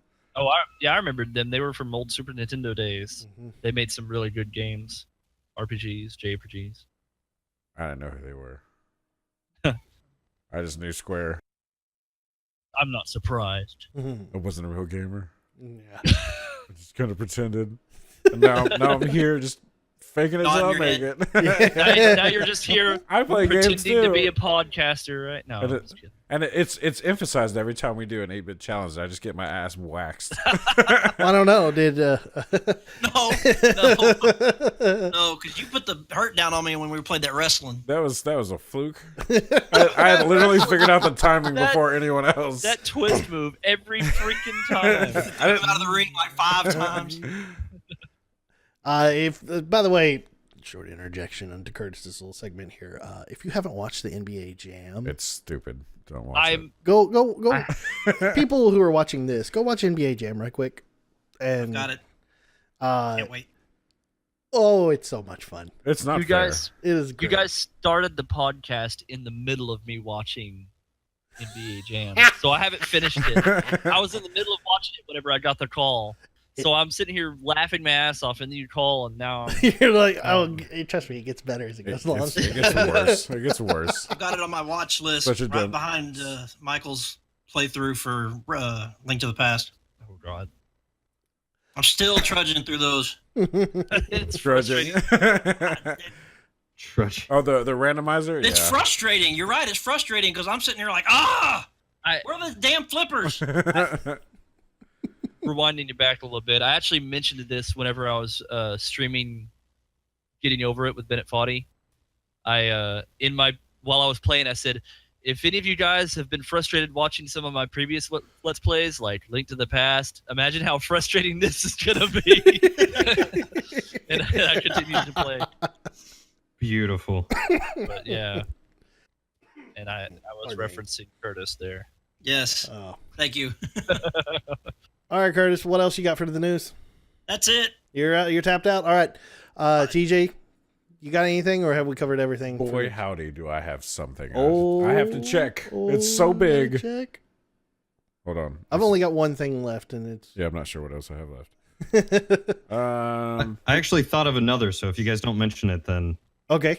I got two, actually three. All right. I'll go ahead. New heist for GTA Online, Doomsday Heist. all right, he mentioned it.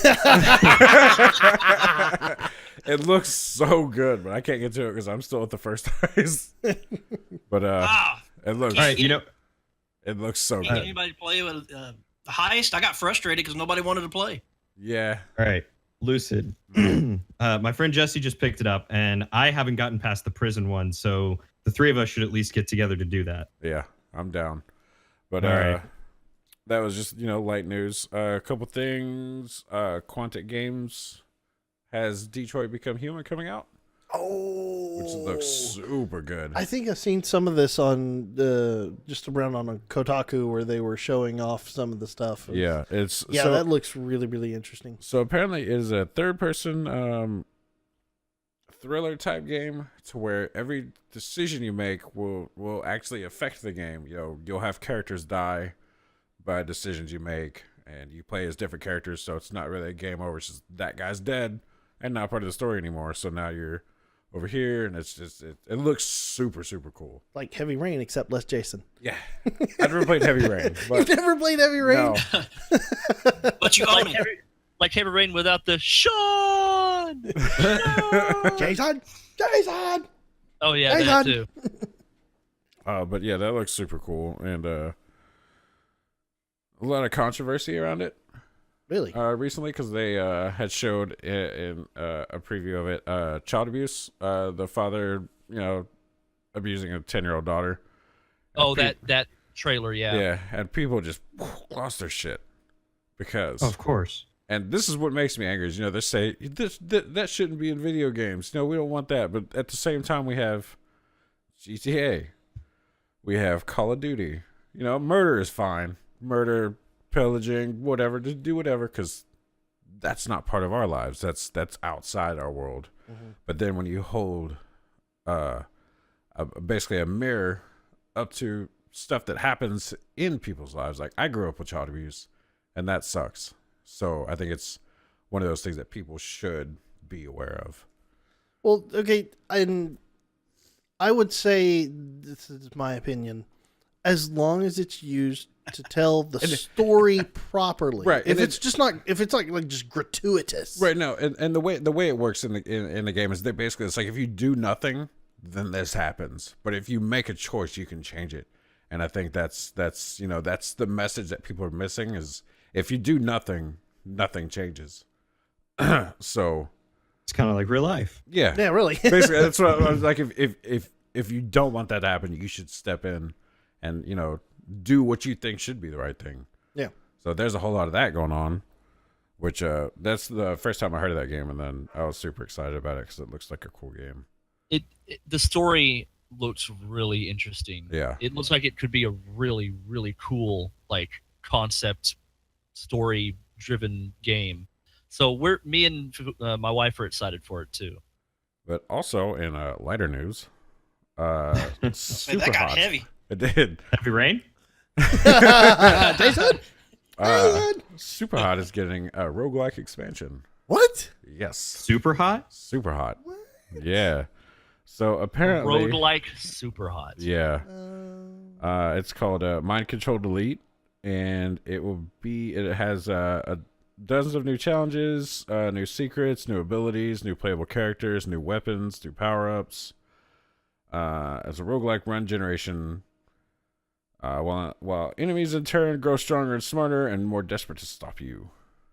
Interesting. So if you have the game like I do, What don't you have? the early access is available for people to own the game. The 7th, which was yesterday, No, 2 days ago. or whatever. What day is it? I don't know. Your watch is behind. I didn't, because the stupid, like, I don't know where the date is on this watch.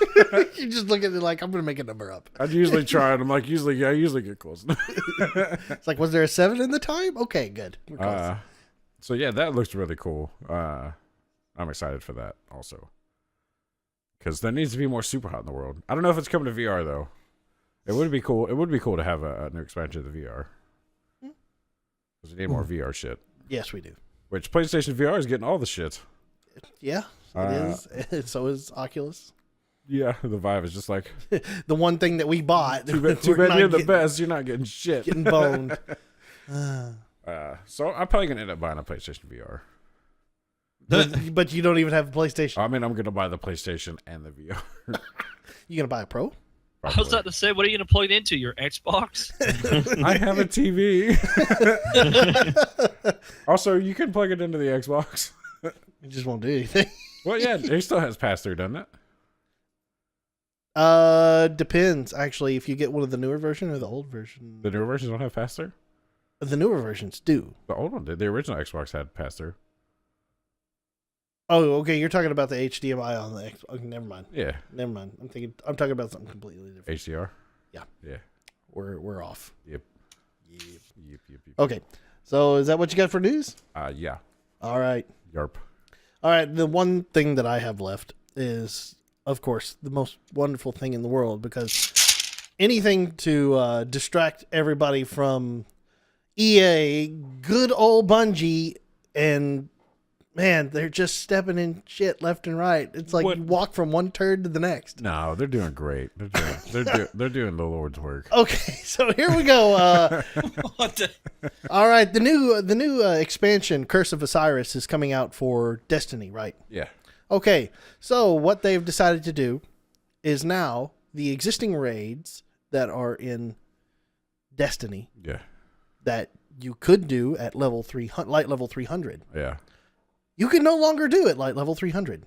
Well, you got to pay to play, buddy. I guess so, because now they raised the light level up to 330, and if you have just the base game and you don't buy the expansion pack, you will not be able to successfully do the raid anymore. That's dumb. They have locked the raid and the nightfalls of people who don't buy the expansion pack behind a new light level cap. That's weird. I don't know why they've done this. Well, because we took away the loot boxes. They're like, whoa. Well, they fixed that by doubling the XP to level up now. That's how they're like, okay, you want this?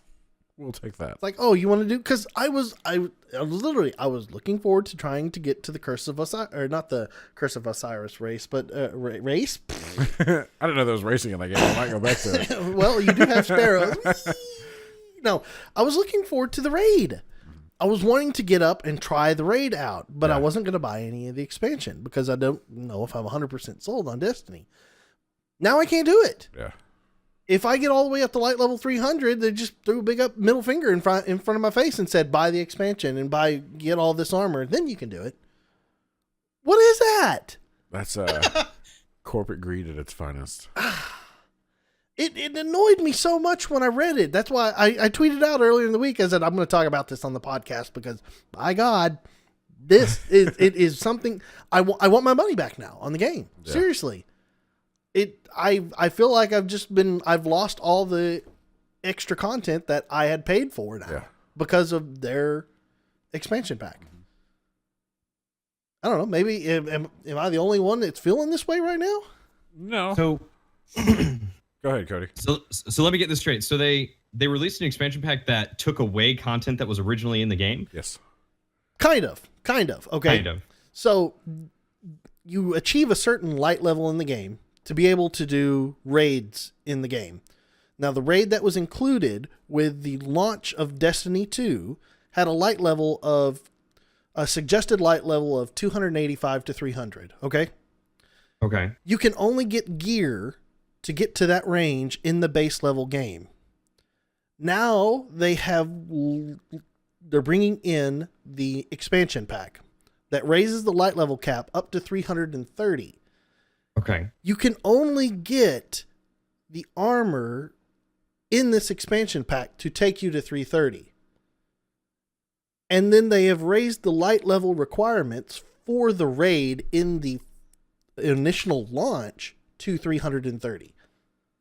So while it's still technically in the game, you can't access it unless you can get the gear from the expansions. You can access it, but you will not be successful. You will get shot down immediately and destroyed. That's messed up. That's poor planning right there. Yeah, it's Was that like something intentional? Have they specifically stated that was intentional, or is that like oops, we messed up, we're gonna redact this? It's as intentional as their point shaving. Yeah, their XP throttling. It's 100% as intentional as that. So it's their method of trying to twist their arms to buy the expansion. Yeah. Gotcha. Pretty much 100%. Basically, they made it by like, you can still play, but you're not gonna do real well. Yeah. You All right. ain't gonna get there. You ain't gonna be able to do this raid successfully and get the gear from the raid. So my question is this a Bungie thing or is this an Activision thing? That is a good question. I think it's a Bungie thing. I don't think it's an Activision thing because Bungie is pretty much there in creative control of their game, and they're the ones who are out and in front saying, "This is what we're doing." Yeah. And now it's kind of with the release of the new expansion. That's what they've been talking about. So I don't know. I'm sure they had Activision's support on this because they probably just said money. Yeah, Activision's like, if it doesn't blow up in your face, that'll be great. Yeah, blows up in their face. You guys want to make some more money? I have an idea. So I don't know. I read that and I'm floored. I really am. I'm so tired of stuff like this. I'm not even surprised. I'm just like, that's all right. Another game I won't be playing anymore. I know, and I feel like I've just wasted money on a game because I haven't had an opportunity to get all my worth out of the game yet. Yeah, I've had fun playing it, but now you're telling me, you're gonna have to spend another $25 just to be able to see the end content of the game you've already spent $60 on. Yeah, because we're just gonna do this. Screw you. Yeah, I'm not gonna give them any more money now. I'm done. I will through Overwatch, but it's that's different. Bungie's not getting out of it. Well, see, that's the thing. Overwatch is Blizzard. But it's still Activision though. Nonetheless, it's Blizzard. I know, but it goes up. Activision's still getting my $50 or some large percentage of it. Well, that's all Getting it somewhere. Yeah. That's all I had for the news. It was Destiny 2 just pissed me off beyond belief, and I couldn't help it. I wanted to rage, and therefore I actually did think of another thing. Okay, what do you got? Dying Light is including if I remember, it's kind of like a PUBG arena. Like they're including a battle royale arena. Look, not enough people even played Dying Light to support a full game. There we go. We've lost the podcast. They're all gone now. Michael's just standing off camera. So is Curtis. His door is just behind him. You can't just pretend to leave. Why does everything have to have a King of the Hill? Because it is the arena. new hotness. It's the new hotness. Yeah. Yeah. I mean, you got Fortnite, you got PUBG, you have DayZ, you have ARM. Here's the thing: if they can do it, and they can do it well. More power to them. But it's like GTA Online did it, and it was not good. I mean, it was okay, but it wasn't that fun. Just if you're gonna do it well. Is Battle Royale the new zombies? Yes, 100%. Yeah, Battle Royale is the new zombie mode. It's funny you mentioned that because apparently they're going to keep the zombies in the Dying Light Battle Royale mode. Super. All right. Not to mention PUBG has the zombie mode that you can play too. That's a good time. Someone will just come up now with a PUBG and zombies game melded together. Well, I mean, that's Dying Light right now. On top of that, it's going to be a standalone release. What? So it's an expansion, but it's a standalone release. Okay, so they're kind of doing being... it like Fortnite with the Battle Royale version. Oh, wow. So you don't have to buy the full game. It's like you can play our super awesome Battle Royale by itself. Anything to steal a little bit of that coin. Gotta get some more money, man. And yeah. Wow. What I'm hoping is that they, instead of doing like the PUBG does the shock field gas, I don't know what it's called or what it is, but I hope it's just like all the nightmare zombies would just start slowly creeping in. So like as you look behind you, there's just terrible monsters coming. You're like, oh my That would god, be cool. don't go in the shadow. They will murder you immediately. So it's kind of like the crow from Gears of War. Yeah. Yeah. Awesome. In the article here, it says the main twist for the Bad Blood expansion is that it won't feature 100 players, but instead 6. Ooh. Wow. So Less you'll be battle dropped royale. it said you'll be dropped into an infected zone and need to harvest blood samples from zombies while also scavenging for guns, ammo, and health, and fend off other players. But there's only 5 other people. Yeah. So it's and, not like you're going to be running into one another a lot. Until the end. The speculation is that most likely you can't win if you don't escape, not just being the last man standing, but escaping. So, Well, at least there's Twist. a little bit of a twist to it. yeah. Still sounds lame. There's Like, that's here's the good. thing. I love Dying Light. It is such a satisfying game to play. Just It's because fun. my favorite blunt weapons, just run around, you just run around a corner, you whack a zombie, and the sound is just amazing. Just whack. It's like, yes, that sounded like getting hit in the face with a hammer. And I love the when you break bones, it shows, it goes into the slow motion X-ray, and it's so good. It's a good game. I won't give them any shit for that. It's a great game. But yeah, I don't think we need another PUBG. We don't even need PUBG, really. Well, I think that's why they changed up the twist, because a lot of people were really asking for a PvP like kind of game mode aside from the nightmare or whatever the nighttime pursuits were. Oh yeah. In Dying Light. So I think they were just trying to bring something that allowed you to actually fight other players PvP with the guns, with the stuff that you've unlocked, where they're not zombies chasing. Like where the zombies are not the players chasing you, but Right. you have to worry about other players who can do the same exact things that you can. That's cool. Maybe it'll work out for them. Maybe it's really great, and we're just giving it shit for no reason. Yeah, maybe. I'll We'll give, see. I'll give them the benefit of the doubt. We'll see. I won't play it, but Play for an hour, then refund. I'll buy it, but I won't play it. Okay. All right. We're gonna move along a little bit now. We are kind of pressed for a little time on one situation. Curtis, if you actually have to go ahead and go, man. Actually, I was going to fix and dip out, guys. It's been great hanging out this time. Yeah, man. Thanks for joining in on the podcast this week, Curtis. We'll see you soon again. So We'll see you soon. Nice chatting with you, Curtis. Hey, Cody, I appreciate you being here with us. Thanks for having me. We're looking forward to seeing you again. Oh, yes, please. All right, guys. all right. See you later. Bye, Take care. guys. All right, and with that, we're going to take a very quick and short break, and we will be right back with the remainder of the podcast. So stay tuned, guys. All right, we're back. Sorry about that. As you can see, we have lost a person. It's all sadness, but Type F to pay respects. press F to pay respects. Alt F4. Curtis had to go short notice. Things had come up, so we're going to finish out the podcast without him. So it's okay, but right now, F. He's paying respects. Very nice. We're going to finish out right now. It's time for email. If you have an email for the VGBit BitCast, all you have to do is send your email to bitcast, BITCAST, @VGBits.com. We will answer it on the podcast. We promise. We did it last week when Curtis sent it in, and it was fun. We'll implement as much snark as possible. Yes. So this week in the inbox, I checked. There was nothing there, but that's okay. That's expected. No one loves us. Curtis can't send emails in all the time. So if you happen to watch, he could. Technically, he could. So if guys, if you happen to have anything or any questions that you want to ask to the BitCast, go ahead, send it to the email address. We will read it. So in lieu of going ahead with emails this week, we're going to have a question of the day, as we do. Well, question of the week more. Question of the week. I mean, technically it is a day today. Well, I guess technically.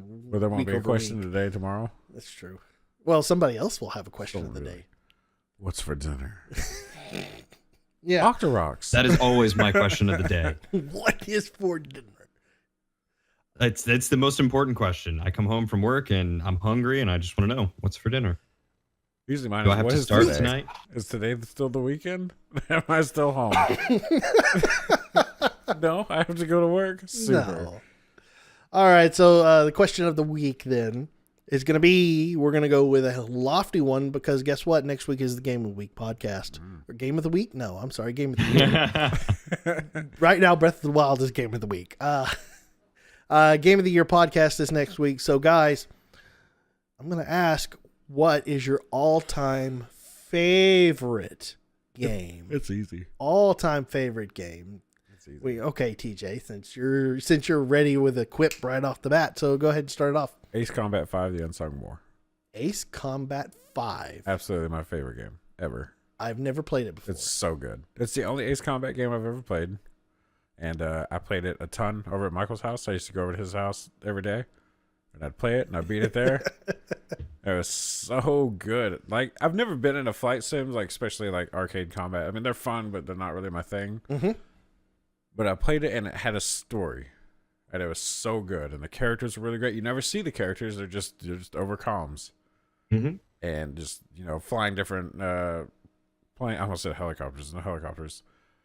Just flying different planes and just doing these missions and the story and everything. Just everything was perfect. Everything about that game was so good, and I enjoyed. I remember it a lot. watching you play that, and I enjoyed watching you play that. It was a good game. Yeah. That's anytime someone's like, "What game do you recommend?" I'm like, Ace Combat 5. Play it. I just picked it up on a whim one day because, as I do, I was at GameStop and I was like, "I'll buy this game." It's expendable income. Back then, I didn't have a lot of it because I was working at a fast food place, but I still did it. All right, so Ace Combat 5 then. The unsung war. Unsung. I have only ever played Ace Combat 4. It was also okay. And I agree with Lucid in that they do a great job, or they did, I don't know if they still do, a great job at incorporating a story into an arcade fighting sim. Yeah. Like, I don't know if 5 was the same way as 4, but 4 had some beautiful artwork in it and like storyboarded storytelling, and it was just beautiful. It was so good. It was really nice. Something A very good game. Something I felt that was very nice about Ace Combat 5 was there was no, like, at least not that I remember. TJ, you can correct me on this.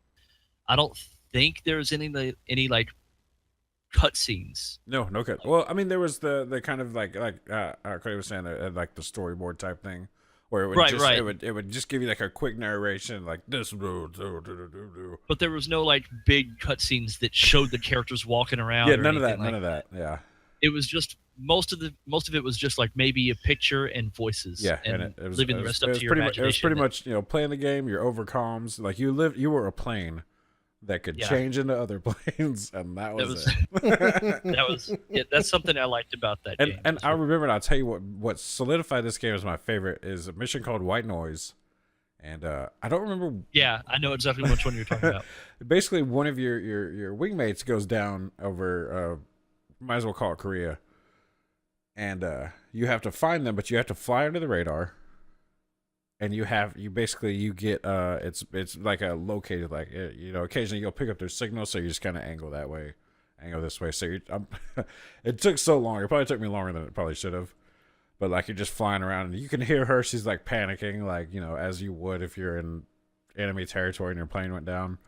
So you're just trying to find them while not flying too high in a jet. It's so good. It's such a good game. Yeah. Yes. That sounds similar to one of the missions in 4 called Stonehenge, where it was, I think you were basically going up against like the Russians. Oh yeah. They had this ground to air anti-aircraft gun called Stonehenge, which basically just sent out a massive EMP explosion. It was like it was a circle of rail guns that could aim out in every direction, and they would just fire off this thing and bombard a specific area to just wipe out all electronic. Super. So in order to get up close to it to assault it, you had to fly through like basic canyons, like Grand Canyon type canyons. And you had to fly under the radar and through there while fighter jets were coming and attacking you, and helicopters, and it was awesome. Yeah. Very, very cinematic. Great series, I assume, based on the one game I played and what Cody is telling me before. I kind of want to go back and play them all, but you know, I think rose tinted glasses are keeping me from remembering how shit it looked on PlayStation 2. But I remember it was just a really great game. All right, Ace Combat 5. Yes. All right, I'll go ahead and I'll go next. Or Michael, you got something then? Oh no! Okay, he's still thinking. All right. I've dropped this on everybody at the last second. TJ, man, stepping up with something super fast there. Easiest for me. I'm gonna have to go with a game. I was talking about this at work yesterday, and it kind of dawned on me just how much fun that I had playing this. Was Super Mario Brothers 2. Mm-hmm. Not the Japanese version, which the US is considered Lost Levels. I'm talking the Doki Doki Panic reskin for US release here. Why does that sound familiar? I feel like someone else was talking about this recently too. I don't know. I don't either. It was Daniel talking about it in the Probably. podcast. Me? I talked about Super Mario Brothers 2? I think you mentioned it before. Maybe after the podcast was over, but yeah. That's that. Go ahead. I remember one that you mentioned, Doki Doki Panic. Yeah. I think you guys were doing like a trivia thing or something. I think that was you guys. Okay, so it wasn't just me then. It was a previous podcast. Okay. That is pretty much, I would have to say, my favorite. I go back and play Super Mario Brothers 2 all day long. Yeah. It added it by accident just because they were afraid that the US people wouldn't be able to beat Super Mario Brothers 2, but it added all the different functionality of the super high jump and then the fast pickup with Toad and the floating with Princess, all those different things. And then super cool characters like Mauser. Yeah. And then the Shy Guys and Snippets. Yeah. Snippets. I'm sorry, not Snippets. Yeah. I remember now because you were telling me about this, and I was like, "That's neat." Yeah, I did not know this. The game was just really freaking good. Yeah, it's my favorite. It's something that I can go back to and just play and not care. Yeah, and it holds up in my opinion. Very cool, especially the way things are nowadays. So, yeah. That's mine. Of course, it's going to be an old school NES game because that's how I live. Yeah. Old NES games. I got to get a top loader NES. Yeah. All right, gentlemen. There's only two of you left. Do either of you have an idea of what game was your all-time favorite? Yeah. All right, Cody, go ahead. I'll give Skid a little more time. So I think my all-time favorite game is probably going to have to be Kingdom Hearts. Oh. Yeah, the first one was nice super choice. good. Absolutely. Yeah, Yes. nice choice. And it's really funny because when my friend introduced me to this game, who was super excited about it, he was like, "You've got to check out this new game coming." I was like, "That game looks so stupid. They got like big shoes. They're so cartoony. They're so dumb looking." I think these are And then all he the actually arguments had I me had. play it. Like, Skid's like, "It's gonna be awesome." I'm like, "They look dumb." I was like, "I don't even like Disney. That's stupid. Why are they doing it in the Disney universe? That doesn't make any sense." And then he let me borrow it, and I actually played it, and I just fell in love with the game. Yeah. Excellent story, great like gameplay, and I mean it's a little dated now, and it's hard to play. Like going back to it, it was hard to play, but I fell in love with it again, like replaying it a second time and a third time, which I rarely ever play through games more than once. Yeah. It's like books. I rarely ever read a book more than once. Like if I read it, I'm done. I think what made Kingdom Hearts work so well is because it's playing in this established universe of Disney. Yeah, and you wouldn't think that'd be fun. Square Enix. Well, yeah, but like it's dragging all these characters that we are. These are Final Fantasy 7 and 8 characters. Of course, we love them, and it's just dragging them in, and it's such a good time. And the gameplay was really good. The gummy ship was fun. Yes. Fighting Cloud, fighting Sephiroth, just everything they did about that game was awesome. I'm sure you can go back and listen to like the Traverse Town theme and be like, just remember, Yeah. that nostalgia. See, it was actually interesting for me because I hadn't really ever played any of the Final Fantasy games, so I didn't really know all of the characters. Oh, wow.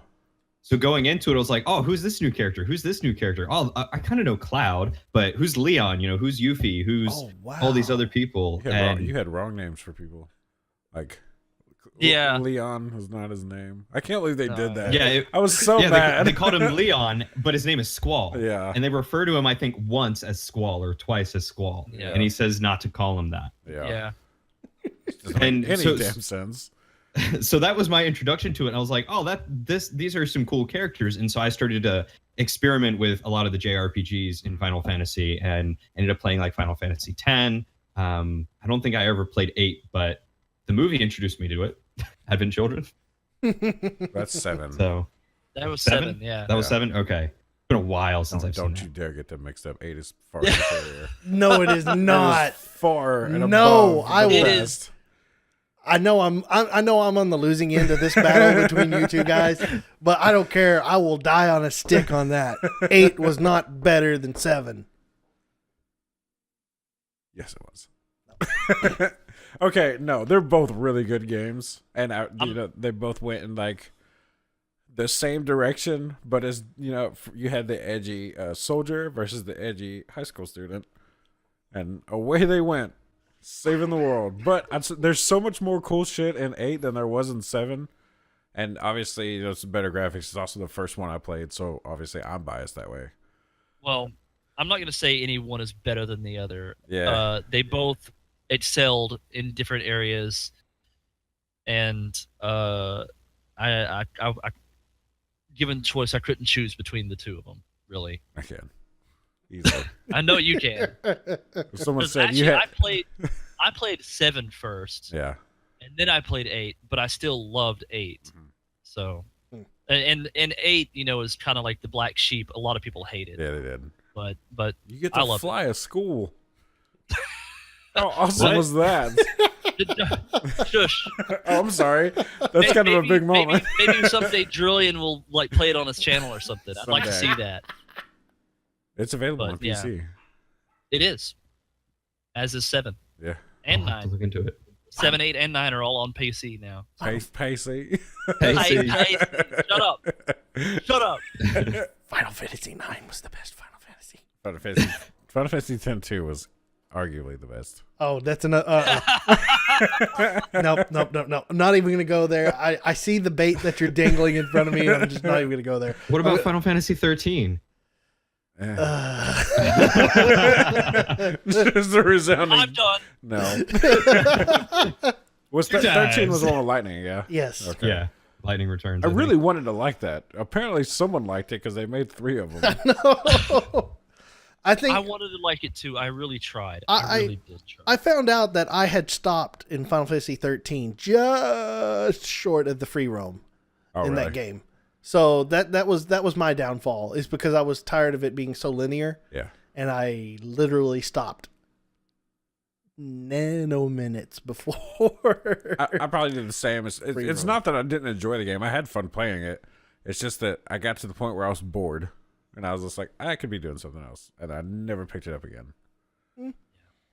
But I like the character, except for I didn't like the characters because the stupid kid with the boomerang. Was he in this one?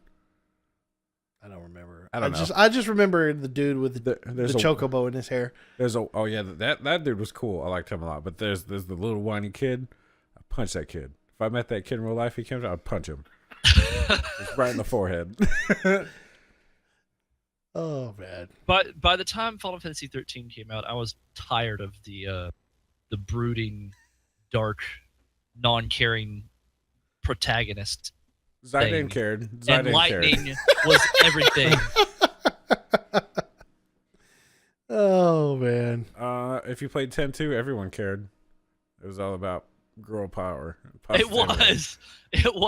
To be fair, I mean, just Spirit system aside, which I still liked, I think the game was actually very fun, and I really enjoyed the story. Oh man! I liked, switch up systems. Like I can't be a gun dress. I need a sword dress or a magic dress. Wait, what? He's going into Final Fantasy X too, and I'm not gonna take the bait. Okay, I know I'm not trying to bait you. I really legitimately enjoyed 10 too. You mental deficiencies. That's probably not wrong. I'm sorry, man. Oh good. God, the dress fair was so bad. It wasn't that bad.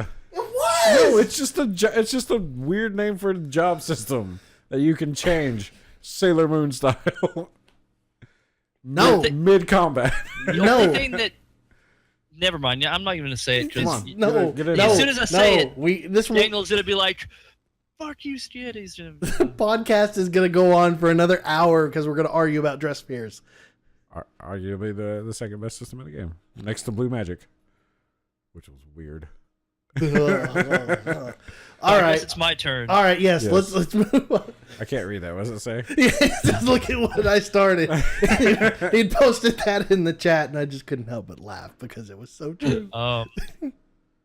And it started from Kingdom Hearts. Yeah, Kingdom Hearts. It's like Yeah. Kingdom Hearts Final Fantasy. But all around, I think we all agree is a they're great related, choice. so- Yeah. They are, but yeah, my favorite game there. All right, Skid, Yeah. you've had your time. All right, Michael. Yeah, I did. Make your decision. It's so difficult because there's so many good games. There's gotta be one. There it It is. would be easy. It would be easy to just say, "Oh yeah, there you go." It would be easy to just say, "Oh, the Final Fantasy series is my favorite" or something like that. But it's hard to choose between a favorite because there was a lot of Final Fantasies that I liked, including Tactics, which was amazing. Yeah. But I'm gonna stray away because I've been a Final Fantasy nut all my life. But if I'm gonna stray away from Final Fantasy, and there is a game I played very recently last year that I was like so blown away by it that I was like, I think this could be considered my favorite game, and that was The Last Guardian. I thought that game was really freaking good. I loved now don't get mad at me, everybody, all you YouTube viewers. I don't know exactly how to pronounce it. There's no set way everybody announces it. It's either Ico or Eco. Okay. I loved that game a ton. I loved the puzzling in that game and platforming. Shadow of the Colossus was also a fantastic game, but to me, I felt Shadow of the Colossus, the world was just too big. There was a lot of downtime of just wandering around on a horse. The fighting the Colossi was amazing, but there's a lot of downtime in between. What's going on? No, go ahead. I'm sorry. Traction stopped recording. We're still going though. Oh, okay. But then, Last Guardian is announced, and for a long time, they hi. It's like best game is Barbie. Wait, was that Elsa? Yeah, it's Elsa. She's trying to put her skirt on. You can't go outside naked. That's how most women put their skirts on. Just grab them by the hair and just like pull it down. Is that how it works? It's like a shirt for your waist.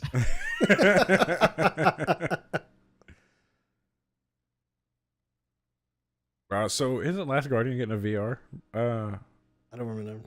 I feel like Last Guardian in VR. He says it is.